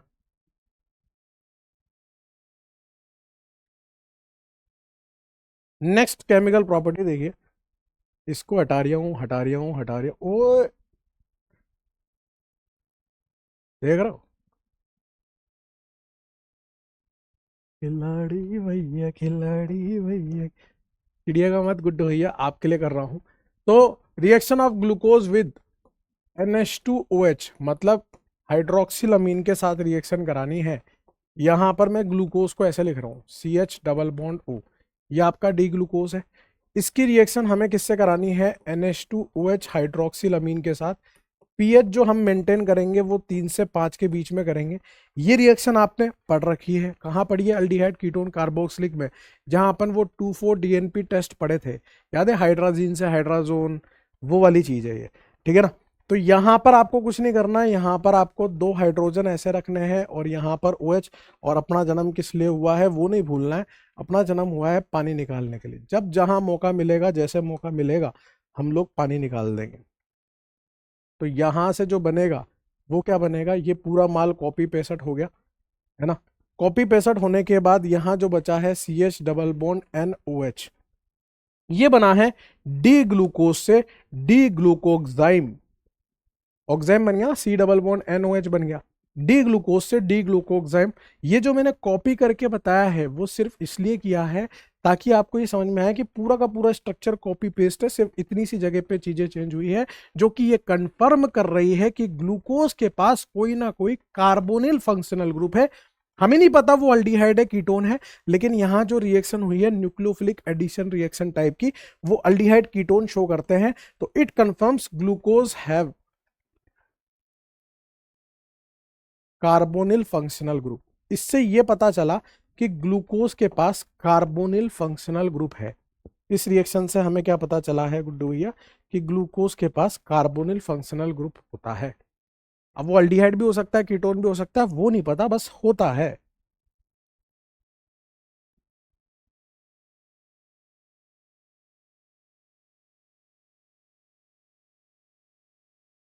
क्लियर है। नेक्स्ट रिएक्शन है आपके पास थर्ड नंबर पे। मैंने कॉपी कर लिया, आपको परेशान नहीं होना है, आपको नोट्स एज इट इज मिलेंगे, ठीक है, बस आप तो इधर ध्यान देते रहे।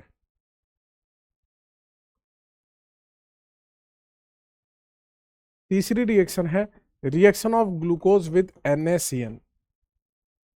NaCN के साथ, जैसे आप HCl ले लीजिए बेसिक मीडियम में, या फिर आप NaCN ले लीजिए, NaCN ले लीजिए, तो आपको पता है ये प्लस और ये माइनस होगा, इलेक्ट्रोनेगेटिविटी का डिफरेंस, वैसे तो डेल्टा प्लस डेल्टा माइनस होगा, ये डेल्टा प्लस है, ये डेल्टा माइनस है, तो इस प्लस को तो ये माइनस दे दो, इस माइनस को ये प्लस दे दो, ठीक है दोस्त, चलेगा।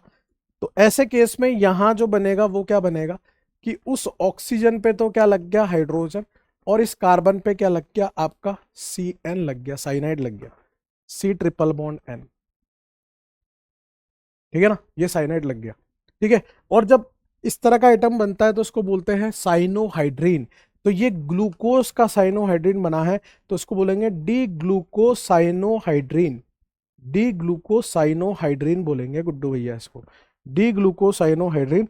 और ये क्या कंफर्म कर रहा है, इट ऑल्सो कंफर्म्स कि ग्लूकोज के पास कोई ना कोई कार्बोनिल फंक्शन ग्रुप है, क्योंकि अल्डिहाइड और कीटोन दोनों ही साइनोहाइड्रीन बना सकते हैं, बताया था ना मैंने आपको, ऐसे करके C डबल बॉन्ड हो, डेल्टा प्लस डेल्टा माइनस, तो इससे यहाँ OH और यहाँ CN लग जाता है, तो ये बनता था साइनोहाइड्रीन। अब वो अल्डिहाइड कीटोन दोनों का बन सकता है। तो यहां से सिर्फ इतना सा पता चल रहा है कि ग्लूकोज के पास कोई ना कोई कार्बोनिल फंक्शन ग्रुप है। अभी तक ये नहीं पता चला कि वो अल्डिहाइड है या कीटोन है, लेकिन ये पुख्ता हो चुका है कि उसके पास कार्बोनिल तो है, क्योंकि दो दो रिएक्शन ने ये बात कंफर्म करी है। तो it also confirms glucose have carbonyl function group, note कर लीजिए।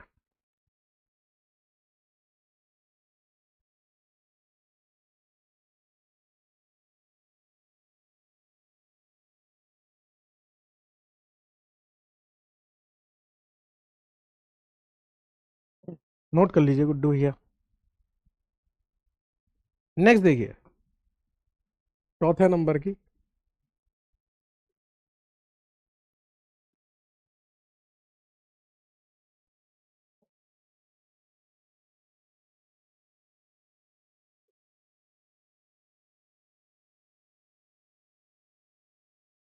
फोर्थ रिएक्शन देखिए, reaction of glucose with Br2 water.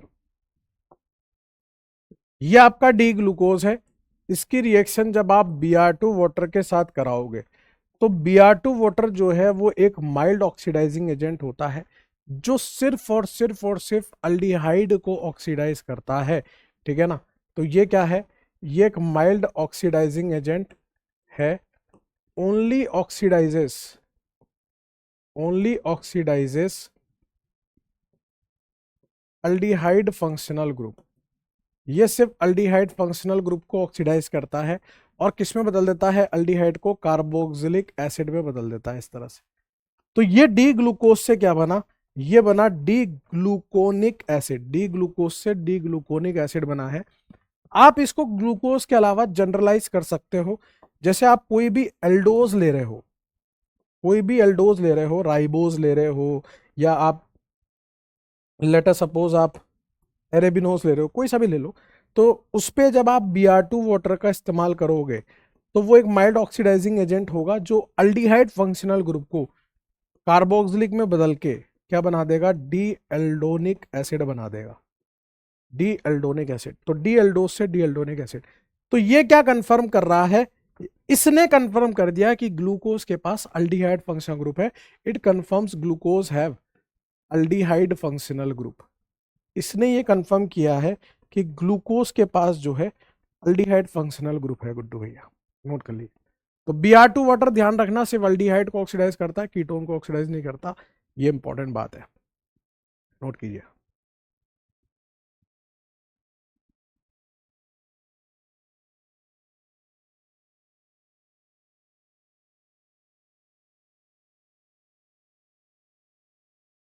ठीक है, नेक्स्ट देखिए, नेक्स्ट केमिकल प्रॉपर्टी क्या है, नेक्स्ट केमिकल प्रॉपर्टी देखिए आप,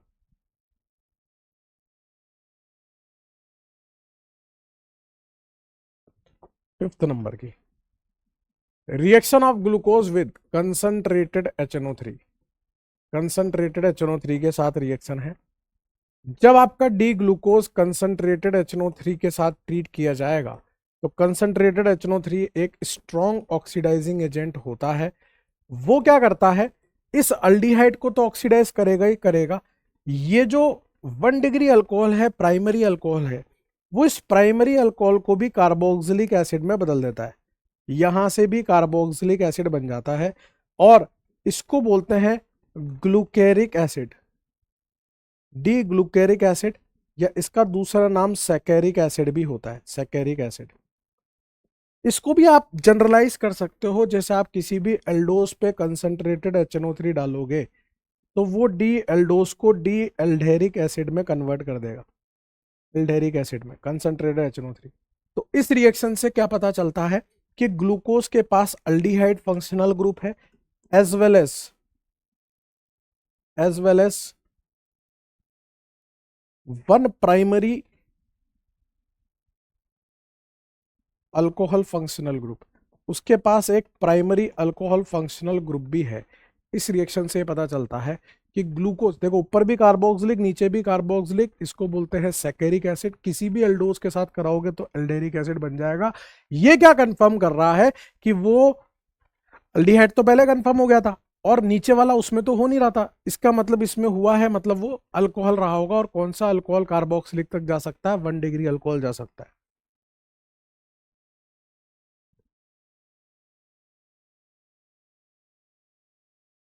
नोट कर लीजिए गुड्डू भैया।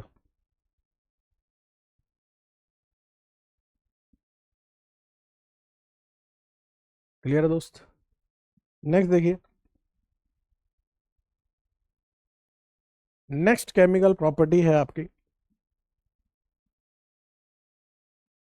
देखो, ये इसमें आप चिढ़ना मत, ये सिर्फ आपके फायदे के लिए मैं कर रहा हूँ, मेरा इसमें कोई भी फायदा नहीं है। आपको लग रहा होगा ऐसा, लेकिन मैं आपको बता रहा हूँ कि मेरा इसमें कोई ऐसा कोई खास फायदा नहीं है। ये सिर्फ एक समझने के पर्पज से हम कर रहे हैं। फिफ्थ थी ना पहले वाली, reaction of glucose with Ac2OH+ के साथ। जब हम ग्लूकोज की रिएक्शन Ac2OH+ के साथ कराते हैं तो यहां होता क्या है गुड्डू भैया, ये आपका ग्लूकोज है, इसमें जितने भी ये H है ना, ये सब OAC से कन्वर्ट हो जाते हैं। OAC OAC OAC OAC OAC। ये रिएक्शन मैंने आपको अमीन्स वाले चैप्टर में पढ़ाई थी, जहां पे हम कोई अल्कोहल लेते थे और उस अल्कोहल की रिएक्शन जब हम एसिटिक एनहाइड्राइड के साथ कराते थे, Ac2OH+ के साथ कराते थे, तो वहां से वो H हटके OAC लग जाता था। अब जितने अल्कोहल फंक्शनल ग्रुप होते थे उन सब जगह पर OAC लगता था। तो हम इस रिएक्शन के माध्यम से ये बता सकते थे कि किसी मॉलिक्यूल में कितने OH ग्रुप प्रेजेंट है। और वो कैसे बताते थे हम, वो हम बताते थे कि भाई प्रोडक्ट का मॉलिक्यूलर वेट माइनस रिएक्टेंट का molecular weight, reactant molecular weight whole divide by 42। इस रिएक्शन में इसकी वैल्यू 5 आ रही है, यानी कि यहां पर कितने नंबर ऑफ OH ग्रुप है। ये फॉर्मूला किसके लिए था, नंबर ऑफ OH ग्रुप को आइडेंटिफाई करने के लिए, नंबर ऑफ OH ग्रुप को आइडेंटिफाई करने के लिए। तो यहां से ये कंफर्म हो रहा है कि अगर मैं x मोल Ac2OH+ लेता हूं तो x की वैल्यू कितनी आई, 5 मोल्स आई। ये कंफर्म हो रहा है कि ग्लूकोज के पास 5 OH फंक्शनल ग्रुप है। जो यहां बन रहा है उसे बोलते हैं डी ग्लूको पेंटा एसीटेट, डी ग्लूको पेंटा एसीटेट, डी ग्लूको पेंटा एसीटेट बना है। नंबर ऑफ, इसको थोड़ा इधर ले लेता हूं मैं, प्रोडक्ट का मोलिकुलर वेट माइनस रिएक्टेंट का मोलिकुलर वेट और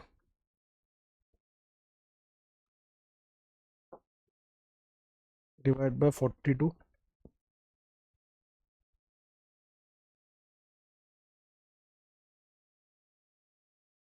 इसकी वैल्यू 5 आ रही है, जिससे ये पता चल रहा है कि ग्लूकोज के पास it confirms glucose have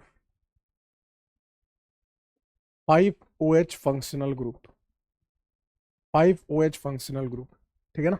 glucose के बाद एसी का मतलब जानते हो ना, COCH3 एसिटाइल ग्रुप। अब तो जान ही गए होंगे एसी का मतलब COCH3 एसिटाइल ग्रुप होता है ये COCH3। 42 का डिफरेंस आता है जब एक OH की जगह एक OAC बनता है ना, तो 42 मोलिकुलर वेट का डिफरेंस आता है, नोट कर लीजिए।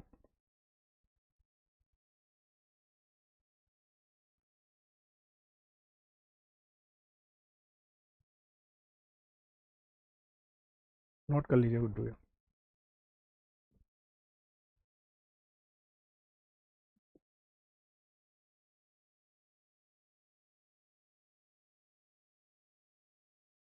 हो गया ना।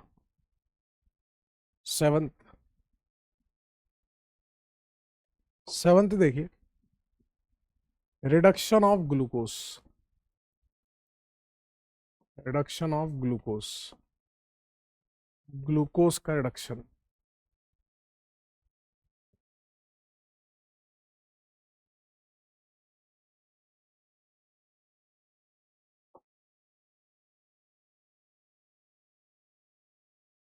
जब हम ग्लूकोज का रिडक्शन कराते हैं, चाहे आप लिथियम एल्यूमिनियम हाइड्राइड ले लो, चाहे आप सोडियम बोरोहाइड्राइड ले लो, चाहे आप यहाँ पर H2 निकल हीट ले लो, इनमें से आप कुछ भी ले लो, ये जो डी ग्लूकोज है यहां से क्या बनता है आपका, ये अल्डिहाइड ग्रुप रिड्यूस हो जाता है CH2OH में, यहां से H यहां से H करके, तो डी ग्लूकोज से बनता है D ग्लूकीटोल।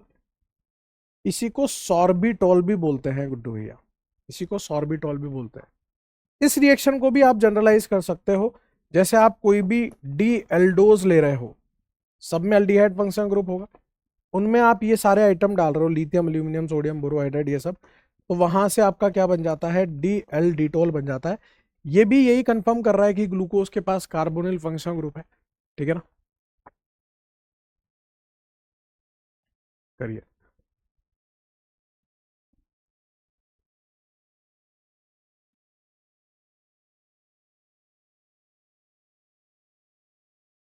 Lithium aluminium hydride sodium borohydride H2 निकल, या फिर आप यहाँ पे वही सोडियम अमलगम इथेनॉल ले लो, बुल्वो ब्लैंक वाला, इनमें से कोई भी ले लो।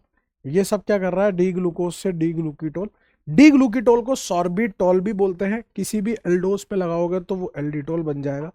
आपको 100% गारंटी के साथ बोल रहा हूँ, कुछ भी नहीं भूलने दूंगा, एक ही बच्ची में सारी रिएक्शन रिवाइज हो जाएगी, टेंशन नॉट। शॉर्ट नोट्स यहीं के यहीं बनेंगे। लेकिन एक गड़बड़ हो गई दोस्त, इसमें एक खाचा खाली हो गया।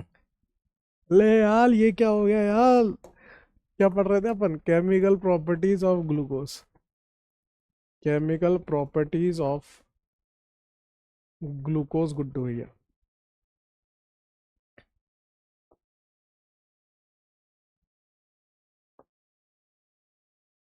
केमिकल प्रॉपर्टीज ऑफ ग्लूकोज,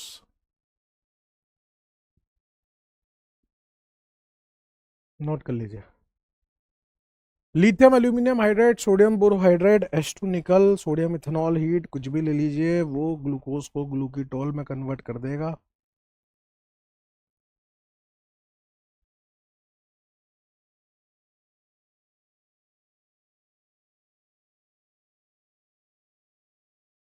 याद है अपन ने एक ताजा ताजा रिएक्शन पढ़ी थी अल्डिहाइड कीटोन में, वो क्या पढ़ी थी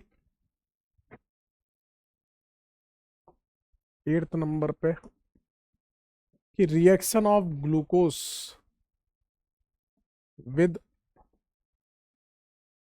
पर आयोडिक एसिड HiO4.2H2 पर आयोडेट मतलब NaIO4 या लेड टेट्रा एसीटेट PbCH3CO4, ठीक है। Reaction of glucose with periodic acid periodate के साथ, तो यहां पर क्या होगा, यह आपका डी ग्लूकोज है।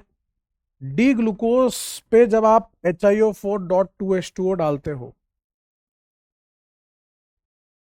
तो इसके एक्स मोल इस्तेमाल होंगे। वो एक्स मोल हमें कैसे पता चलेंगे वो देखिएगा आप ध्यान से।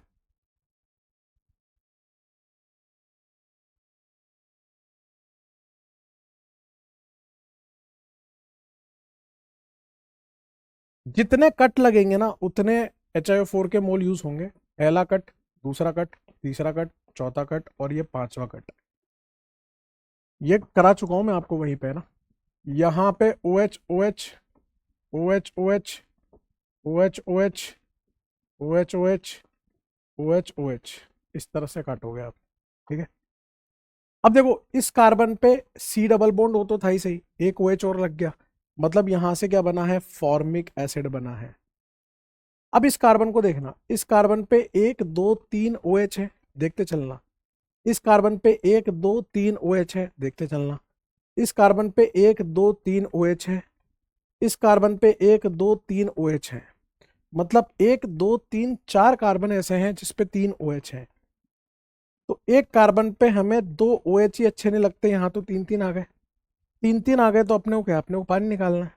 तो यहां से हम लोग जैसे ही पानी निकालेंगे तो ये क्या बनेगा, HCOOH, मतलब ये फिर फॉर्मिक एसिड बन गया।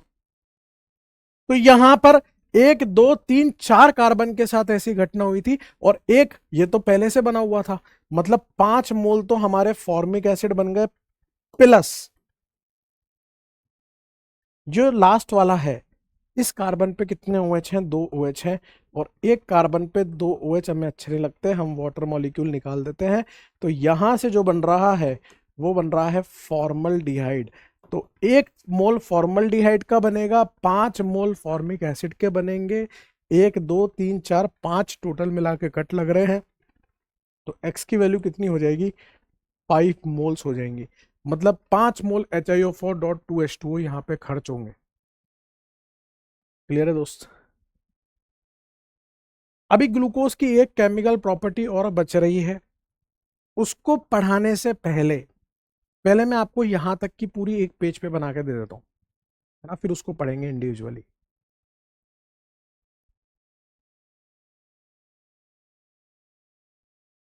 आइए गुड्डू भैया, एक पेज पे पूरा रिवीजन करने का अलग घमंड है हम लोगों को। एक पेज पे पूरा रिवीजन करने का अलग घमंड है। हम घमंडी नहीं हैं, बस हमें इस बात का घमंड है कि हम एक पेज पे पूरा रिवाइज कर पाते हैं। यहाँ OH, यहाँ H, यहाँ H, यहाँ OH, यहाँ पर H, यहाँ पर OH, CH2OH, ये है आपका डी ग्लूकोस। इसकी reaction 1 number, 2 number, 3 number, 4 number, 5 6 7, एक 8, या 8 तो अपन ऑलरेडी पढ़ चुके हैं। अब इसी में मैं एक यहाँ पर थोड़ा सा चेंज करके ऐसे नो करके निकाल रहा हूँ, है ना, सुनिएगा ध्यान से। एक तो अपन ने पढ़ी थी रेड फॉस्फोरस प्लस HI के साथ, ठीक है। फिर अपन ने नेक्स्ट जो पढ़ी थी वो किसके साथ पढ़ी थी दोस्त, हाइड्रोक्सिल अमीन के साथ NH2OH। पीएच अपन ने 3 से 5 लिया था। फिर अपन ने पढ़ी थी HCN बेसिक मीडियम में, जहां पर हम NaCN ले रहे थे HCN बेसिक मीडियम के साथ। फिर हमने एक पढ़ी थी Br2 प्लस वाटर के साथ। फिर हमने एक पढ़ी थी कंसनट्रेटेड HNO3 के साथ। फिर एक अपन ने पढ़ी थी AC2OH प्लस हीट के साथ, 5 मोल AC2O लेते थे। फिर अपन ने एक पढ़ी 5 मोल HiO4, या इसको यहाँ मत लो यार। फिर हमने पढ़ी लिथियम एल्यूमिनियम हाइड्राइड ले लो, सोडियम बोरोहाइड्राइड ले लो, या आप H2 निकल हीट ले लो, ठीक है, ये वाली पढ़ी थी। फिर अपन ने पढ़ी थी HiO4.2H2O, जिसमें X की वैल्यू 5 मोल्स थी, ठीक है ना। यही पढ़ी अपन ने सारी की सारी। यहां पर जो हमारा बन रहा था,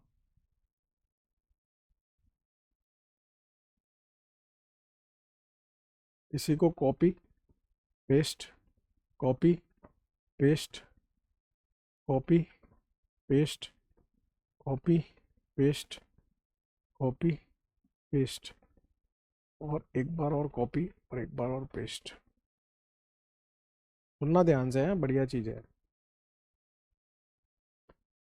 और यहां पर तो अपना क्या बन रहा था, 1 2 3 4 5 6 एन हेक्सेन बन रहा था, एन हेक्सेन। यहां जो बन रहा था वो चेंज क्या थे, C H double bond N O H, ये बन रहा था हाइड्रोक्सिलामीन, ग्लूको ऑक्साइम, ग्लूको ऑक्साइम बन रहा था। यहां से जो हमारा बन रहा था वो क्या बन रहा था दोस्त, कि यहां पर सी एच ओ एच और यहां पर साइनाइड। यहां से जो हमारा बन रहा था वो क्या बन रहा था, यहां कार्बोक्सिलिक एसिड, यहां पर दोनों तरफ कार्बोक्सिलिक एसिड था, यहां पर भी और यहां पर भी। यहां पर ये सारे H की जगह पर ओ ए सी, ओ ए सी, ओ ए सी, ओ ए सी, ओ ए सी था, और यहां पर ये C H two O H हो गया था, C H two O H. ठीक है ना, आगे ना एक पेज पे सारी की सारी। इसको हम क्या कह रहे थे, ये था हमारा डी ग्लूकोक्साइम, ये था डी ग्लूकोसाइनोहाइड्रीन, साइनोहाइड्रीन। ये था हमारा D gluconic acid, gluconic acid. ये था हमारा डी ग्लूकैरिक एसिड, ग्लूकैरिक एसिड, या इसको सैकेरिक एसिड भी बोल रहे थे हम लोग, सैकेरिक एसिड। ये था हमारा ग्लूकोपेंटाएसिटेट, ग्लूकोपेंटाएसिटेट। ये था हमारा डी ग्लूकीटॉल, जिसको हम सॉर्बिटॉल भी बोल रहे थे। और ये 5 मोल के साथ क्या बन रहा था, 5 मोल फॉर्मिक एसिड प्लस 1 मोल फॉर्मल्डिहाइड बन रहा था यहां से। ठीक है, कौन क्या कंफर्म कर रहा था, एक रिएक्शन अभी मैंने खाली छोड़ रखी है, वो भी पढ़ाना बाकी है। ठीक है ना, बाकी सब अपन पढ़ चुके हैं। ये क्या कंफर्म कर रहा था गुड्डू भैया, an exam, it confirms linear structure of glucose, linear structure of glucose, it confirms carbonyl functional group,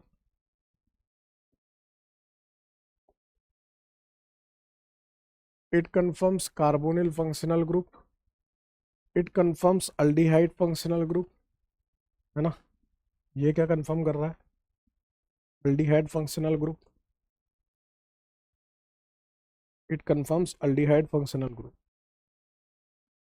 ये बता रहा है कि ग्लूकोज के पास अल्डिहाइड फंक्शनल ग्रुप है। ये क्या कंफर्म कर रहा था, it confirms aldehyde functional group and 1 degree alcohol. ये क्या कंफर्म कर रहा है, it confirms 5 OH group, 5 OH group है ग्लूकोज के पास, ये कंफर्म कर रहा है। ठीक है, इसको नोट करो एक बार आप बढ़िया से, है ना, सुंदर सी हैंडराइटिंग में, एक पेज पे सारा आ गया, और इसी पे जो एक बची हुई है वो भी अभी बढ़ा दूंगा। ठीक है दोस्त, नोट कर लिया आप लोगों ने। अब वो एक और केमिकल प्रॉपर्टी जो हमें पढ़नी है, उसके लिए हमें एक और थ्योरी पढ़नी पड़ेगी, और वो थ्योरी दी थी Lobry de Bruyn van Ekenstein rearrangement. Lobry de Bruyn van Ekenstein rearrangement, Lobry de Bruyn van Ekenstein rearrangement. हमारी साइंटिस्ट कॉलोनी थी, उसमें Lobry de Bruyn van Ekenstein रहते थे, दिमाग आइंस्टीन जैसा। और काम क्या है कि वैन लेके घूमते रहते थे, लोब्रे डॉग बहुत पसंद थे, और उनको घुमाते रहते थे उसमें वैन में, वो लोब्रे de Bruyn van Ekenstein rearrangement. तो लोब्रे डी ब्रुइन वैन अकेंस्टिन ने क्या बोला कि जो डी मेनोज डी ग्लूकोस और D fructose, D mannose, D glucose, D fructose, ये सब एक दूसरे में इक्विलिब्रियम में होते हैं बेसिक मीडियम के अंदर। ये सब एक दूसरे में इक्विलिब्रियम में होते हैं, एक दूसरे में इंटर कन्वर्ट होते रहते हैं बेसिक मीडियम के अंदर। और क्योंकि ये एक दूसरे में बेसिक मीडियम में इंटर कन्वर्ट होते रहते हैं, इसलिए बेसिक मीडियम की सारी रिएक्शन ये एक जैसी देते हैं। जो भी रिएक्शन बेसिक मीडियम में हो रही होगी वो सब ये एक जैसी देंगे। और उसका रीजन भी मैं बताऊंगा क्यों इक्विलिब्रियम में रहता है। जो आपका डी ग्लूकोज है उसकी स्ट्रक्चर ऐसी होती है, यहां पर आपका CHO, H OH OH H H H OH OH और यहां पर आपका CH2OH। ये डी ग्लूकोज है। डी मेनोज क्या होगा दोस्त? डी मेनोज होगा यहां पर OH और यहां पर H। और जो डी फ्रक्टोज होगा वो क्या होगा दोस्त? डी फ्रक्टोज आपका ये होगा, इस तरह का आइटम, यहां पर C double bond O CH2OH। तो ये जो D mannose, D glucose, D fructose हैं, ये बेसिक मीडियम में तीनों इक्विलिब्रियम में रहते हैं। और उसका रीजन ये है कि इन तीनों का जो इनॉल फॉर्म होता है वो सेम होता है। अब इन तीनों का इनॉल फॉर्म कैसा होगा? C डबल बॉन्ड CH, यहां पर OH और यहां पर OH। अब देखो ध्यान से समझने का है ना, इधर पाई बॉन्ड जाएगा और H इधर जाएगा, तो यहां पाई बॉन्ड आते ऐसा बन जाएगा, H ऊपर चला जाएगा तो ये डी फ्रक्टोज बन जाएगा। अगर इधर को पाई बॉन्ड जाएगा, समझना बात को, और H इधर को आएगा तो यहां C डबल बॉन्ड O बनेगा, और वो जो H इधर आएगा तो वो नया sp3 बनेगा। अब नया sp3 राइट में भी OH ले जा सकता है, लेफ्ट में भी OH ले जा सकता है। तो ये एक इनॉल फॉर्म है। और ये इनॉल फॉर्म किस किस का है? ये इनॉल फॉर्म है आपका इन तीनों का, ठीक है ना। Enol of D glucose, D mannose and D fructose is same. ये आपका D glucose, D mannose, D fructose का इनॉल है और ये तीनों के लिए सेम है। और बेसिक मीडियम में ये इक्विलिब्रियम में रह सकते हैं क्योंकि सेम इनॉल के कारण। तो बेसिक मीडियम में होने वाली हर घटना ये सेम ही करेंगे।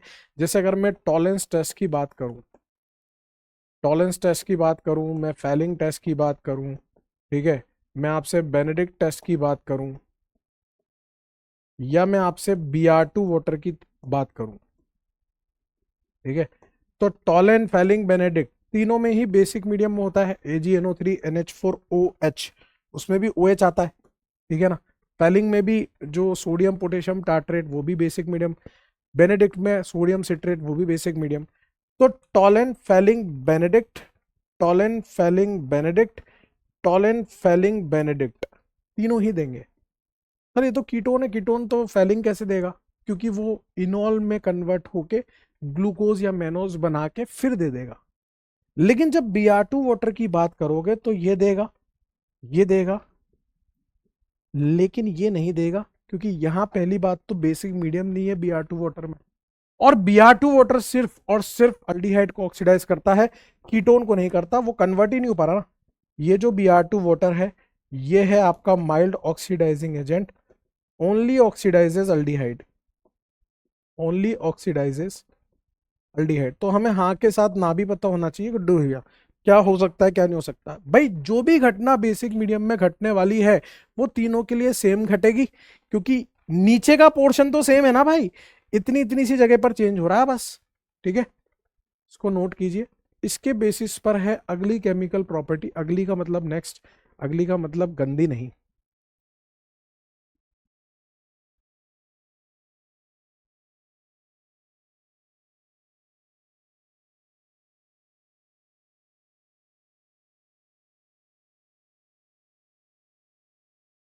ठीक है, आइए नेक्स्ट केमिकल प्रॉपर्टी जो है, जो इस थ्योरी के बेसिस पर है, वो है ओसाजोन फॉर्मेशन। इंपॉर्टेंट है, सीधे सीधे क्वेश्चन जो पूछेगा वो बता दूंगा। Osazone formation. पहले चौड़ में पढ़ेंगे, फिर उसके बाद सीधे सीधे निष्कर्ष पे आएंगे, लेकिन जब तक चौड़ में नहीं पढ़ेंगे तब तक निष्कर्ष में नहीं आ पाएंगे, इस चीज का ध्यान रखना। वही आपको यहाँ पर वही डी ग्लूकोज बनाने का है। आपका डी ग्लूकोज अब आपको पता है कैसे बनता है। यहाँ पर आपका CHO है, यहाँ H, यहाँ पर OH, यहाँ पर OH, यहाँ पर HH, यहाँ पर H, यहाँ पर OH, OH और यहाँ पर CH2OH। ये आपका डी ग्लूकोज है। इस डी ग्लूकोज की रिएक्शन जब आप 3 मोल फिनाइल हाइड्राजीन से कराते हो, ये है आपका फिनाइल हाइड्राजीन। और इससे भी ज्यादा इंपॉर्टेंट क्या है, कितने मोल हैं? 3 मोल्स फिनाइल हाइड्राजीन, सीधे क्वेश्चन आता है। और कहाँ करानी है? माइल्ड बेसिक मीडियम में। अब माइल्ड बेसिक मीडियम में करा रहे हो तो यानी कि जो भी घटना डी ग्लूकोज के साथ घटेगी वही डी मेनोज के साथ भी घटेगी, वही डी फ्रक्टोज के साथ भी घटेगी। जो यहाँ बनता है वो क्या बनता है वो देखिए आप। तो यहाँ जो बनता है वो ये बनता है गुड्डू भैया, जो डी ग्लूकोज का ओसाजोन बनता है C double bond NNHPH, CH double bond NNHPH, ये है ग्लूकोज का ओसाजोन। ये मेनोस का भी है, फ्रक्टोज का भी है। डी ग्लूकोजाजोन, ये है डी ग्लूकोजाजोन। डी ग्लूकोज से क्या बन रहा है? डी ग्लूकोजाजोन बन रहा है। ये है ओसाजोन का फॉर्मेशन। 3 मोल फिनाइल हाइड्राजीन यूज होते हैं। इसका मैकेनिज्म बताऊंगा, उस मैकेनिज्म से कुछ काम की जानकारी निकालेंगे और वो गहरी बात रहेगी जो असर्शन रीजन स्टेटमेंट टाइप के क्वेश्चंस में देखने को मिल सकती है। नोट कर लीजिए।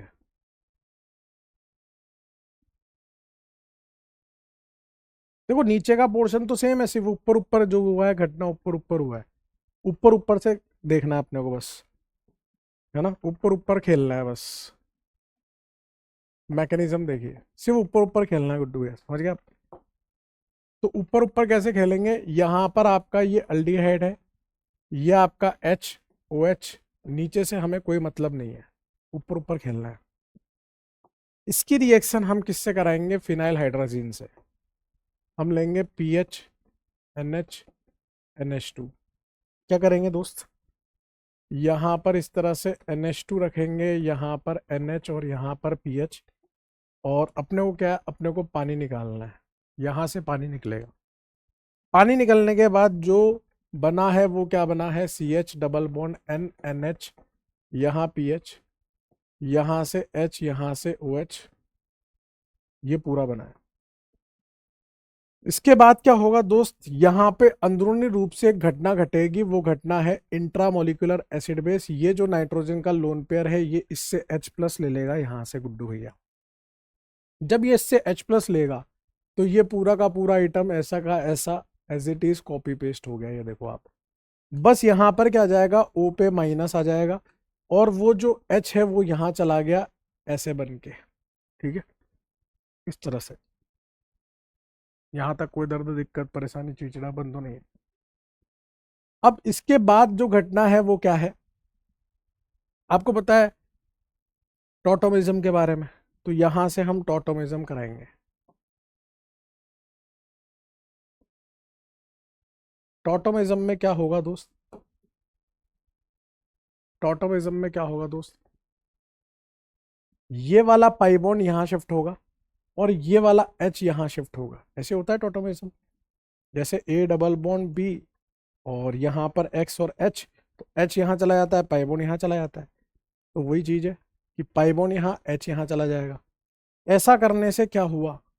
ऐसा करने से ये हुआ कि CH, ध्यान से देखना, CH NH NH2 plus PH double bond CO minus, ऐसा बन गया। भाई यहां से H यहां चला गया और पाई बॉन्ड यहां आ गया। तसे तो किया, टोटोमिज्म किया।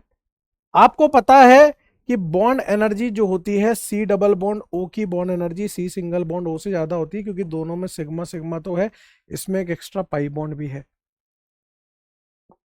अब इसके बाद अगर ऐसी बात है तो ये पाई बॉन्ड बनाएगा, तो ये यहां शिफ्ट होगा, धक्का मार के इसको बाहर निकालेगा, तो यहां से ये एनिलीन बाहर निकल जाएगा।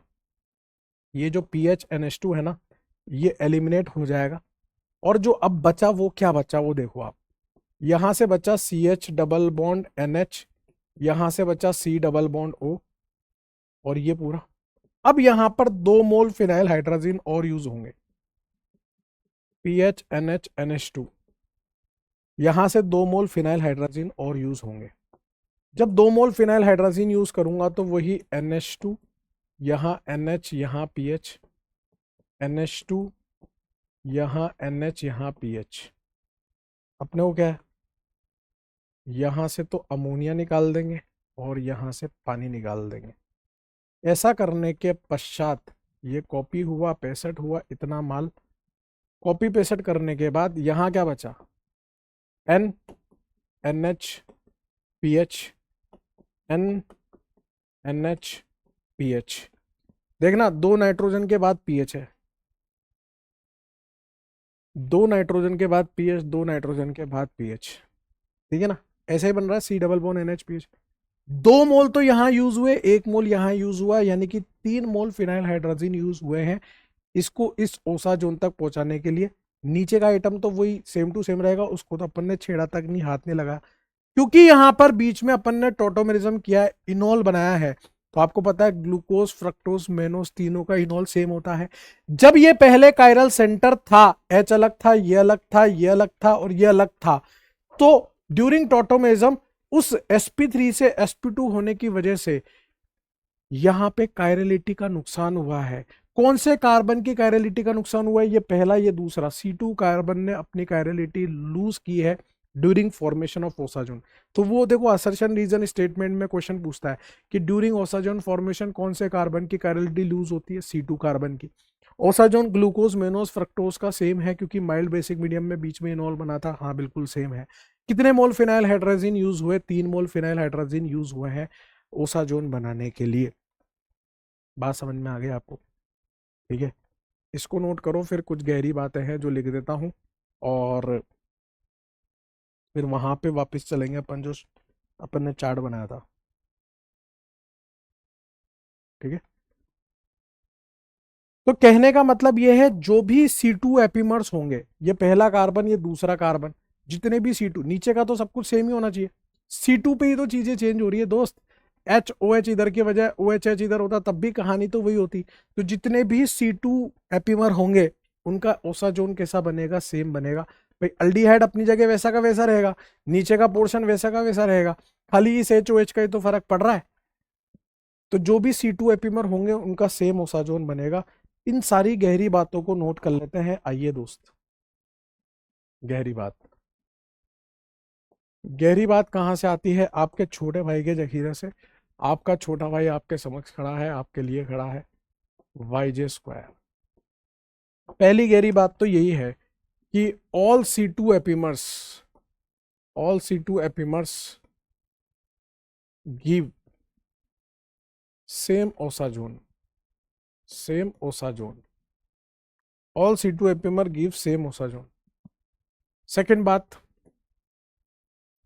ड्यूरिंग ओसाजोन फॉर्मेशन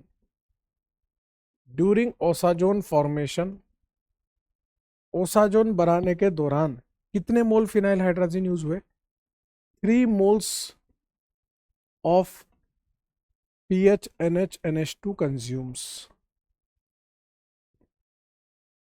और आप ड्यूरिंग ओसाजोन फॉर्मेशन 3 मोल फिनाइल हाइड्रोजन कंज्यूम हुआ है। तीसरी बात, during osazone formation C2 carbon loses it's chirality.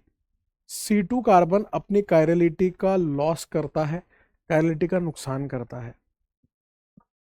Next बात, D glucose, D fructose and D mannose gives same osazone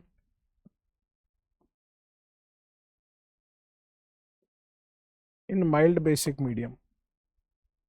in mild basic medium Guddu भैया, इन mild basic medium, note करना जरा इसको।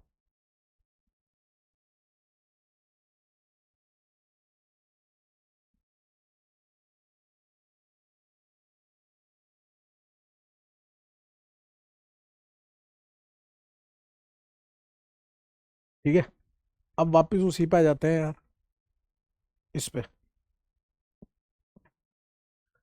3 मोल phenyl hydrazine लेंगे, PHNH NH2। 3 मोल phenyl hydrazine लेंगे अपन mild basic medium में,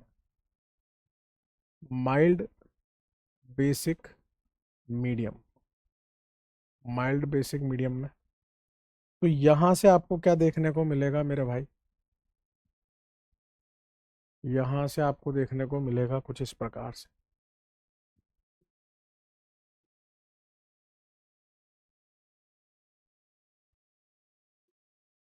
C double bond N NH PH, CH double bond N NH PH। ठीक है, और ये जो बन रहा है इसे ही कहते हैं डी ग्लूकोजाजोन।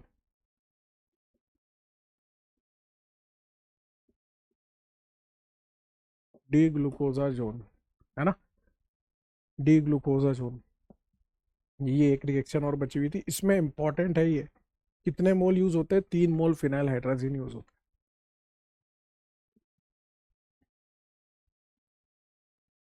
क्लियर है।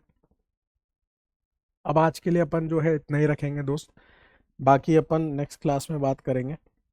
अब मेरी बात को थोड़ा सुनिएगा, अब ये नीचे तक आ गया, चलो अब मॉल बनाते हैं। कोई बात नहीं, हो जाता है। डीपीपी नंबर जो है आप 1 कर लीजिएगा अभी। मॉड्यूल जो है आप अमीन्स का कर लेना ना, अमीन्स का मॉड्यूल कर लीजिएगा, और अमीन्स के एनसीईआरटी अगर आपके पास टाइम हो तो पढ़ लेना। अमीन का समरी लेक्चर आएगा, वो देख लेना, 20 से 25 मिनट का है वो, है ना, 25 मिनट का है। आप अगर उसको 1.5x पे भी देखोगे 15 मिनट में ख़त्म हो जाएगा, है ना। अमीन्स का समरी लेक्चर 30 मिनट का होगा तो भी मतलब 20 मिनट में ख़त्म हो जाएगा। समरी लेक्चर ऑफ अमीन्स वो देख लीजिएगा आप, है ना। डीपीपी नंबर 1 कीजिएगा। और एक चीज़ और, हैशटैग समा चलते रहना चाहिए गुड्डू भैया। अब ये अभी अपन ने ग्लूकोज पढ़ा, ठीक है। अगली क्लास में अपन फ्रक्टोज के बारे में भी थोड़ी बात करेंगे, और साइक्लिक स्ट्रक्चर, पहले ग्लूकोज का साइक्लिक स्ट्रक्चर देखेंगे। अल्फा डी ग्लूकोपाइरेनोस, बीटा डी फ्रक्टोफ्यूरेनोस, है ना, वो अल्फा डी ग्लूकोपाइरेनोस, बीटा डी ग्लूकोपाइरेनोस कैसे बनता है। फिर साइक्लिक स्ट्रक्चर ऑफ फ्रक्टोज, पहले ग्लूकोज खत्म करेंगे फिर फ्रक्टोज की बात करेंगे, उसमें साइक्लिक स्ट्रक्चर ऑफ फ्रक्टोज कैसे बनता है, उनकी शॉर्ट ट्रिक्स मैं आपको बताऊंगा। फिर उसके बाद अपन पॉलीसेकेराइड डाइसेकेराइड में घुस जाएंगे, सुक्रोज, माल्टोज, फिर लैक्टोज, है ना, फिर सेलुलोज, फिर पॉलीसेकेराइड में घुस जाएंगे। फिर वो सारी टेक्निक सीखने के बाद फिर अपन पढ़ेंगे अमीनो एसिड, फिर प्रोटीन क्या होता है ना। और एंजाइम्स तो छोटा सा 1 पेज का एंजाइम है, 1 स्लाइड का। विटामिन भी 1 स्लाइड का है, बेसिकली शॉर्ट ट्रिक देखनी है। फिर उसके बाद जो है एंजाइम हो गया, विटामिन हो गया। फिर सेकंड क्लास में मेरे को लगता है यहाँ तक खत्म हो जाएगा। फिर उसके बाद अपन एक क्लास और रखेंगे जिसमें अपन न्यूक्लिक एसिड, डीएनए आरएनए के बारे में, हार्मोन्स के बारे में और पीवाईक्यू डिस्कशन कर रहे होंगे, ठीक है। बाकी मैं जानकारी देता रहूँगा आपको, है ना। और एक लेक्चर फिर प्यूरिफिकेशन का आएगा, वो लेक्चर थोड़ा 3 साढ़े 3 घंटे का रहेगा, तो उस दिन सिर्फ एक ही लेक्चर आएगा प्यूरिफिकेशन वाला, है ना। उसके भी मैंने बीच में 15 मिनट का एक टाइमर लगा दिया, तो उससे आपको पता चल जाएगा कि अभी यहाँ पे थोड़ा रेस्ट कर लेते हैं फिर आगे पढ़ लेना है ना। तो ठीक है ना दोस्त, अगली क्लास में मुलाकात करते हैं। धन्यवाद सेठ जी।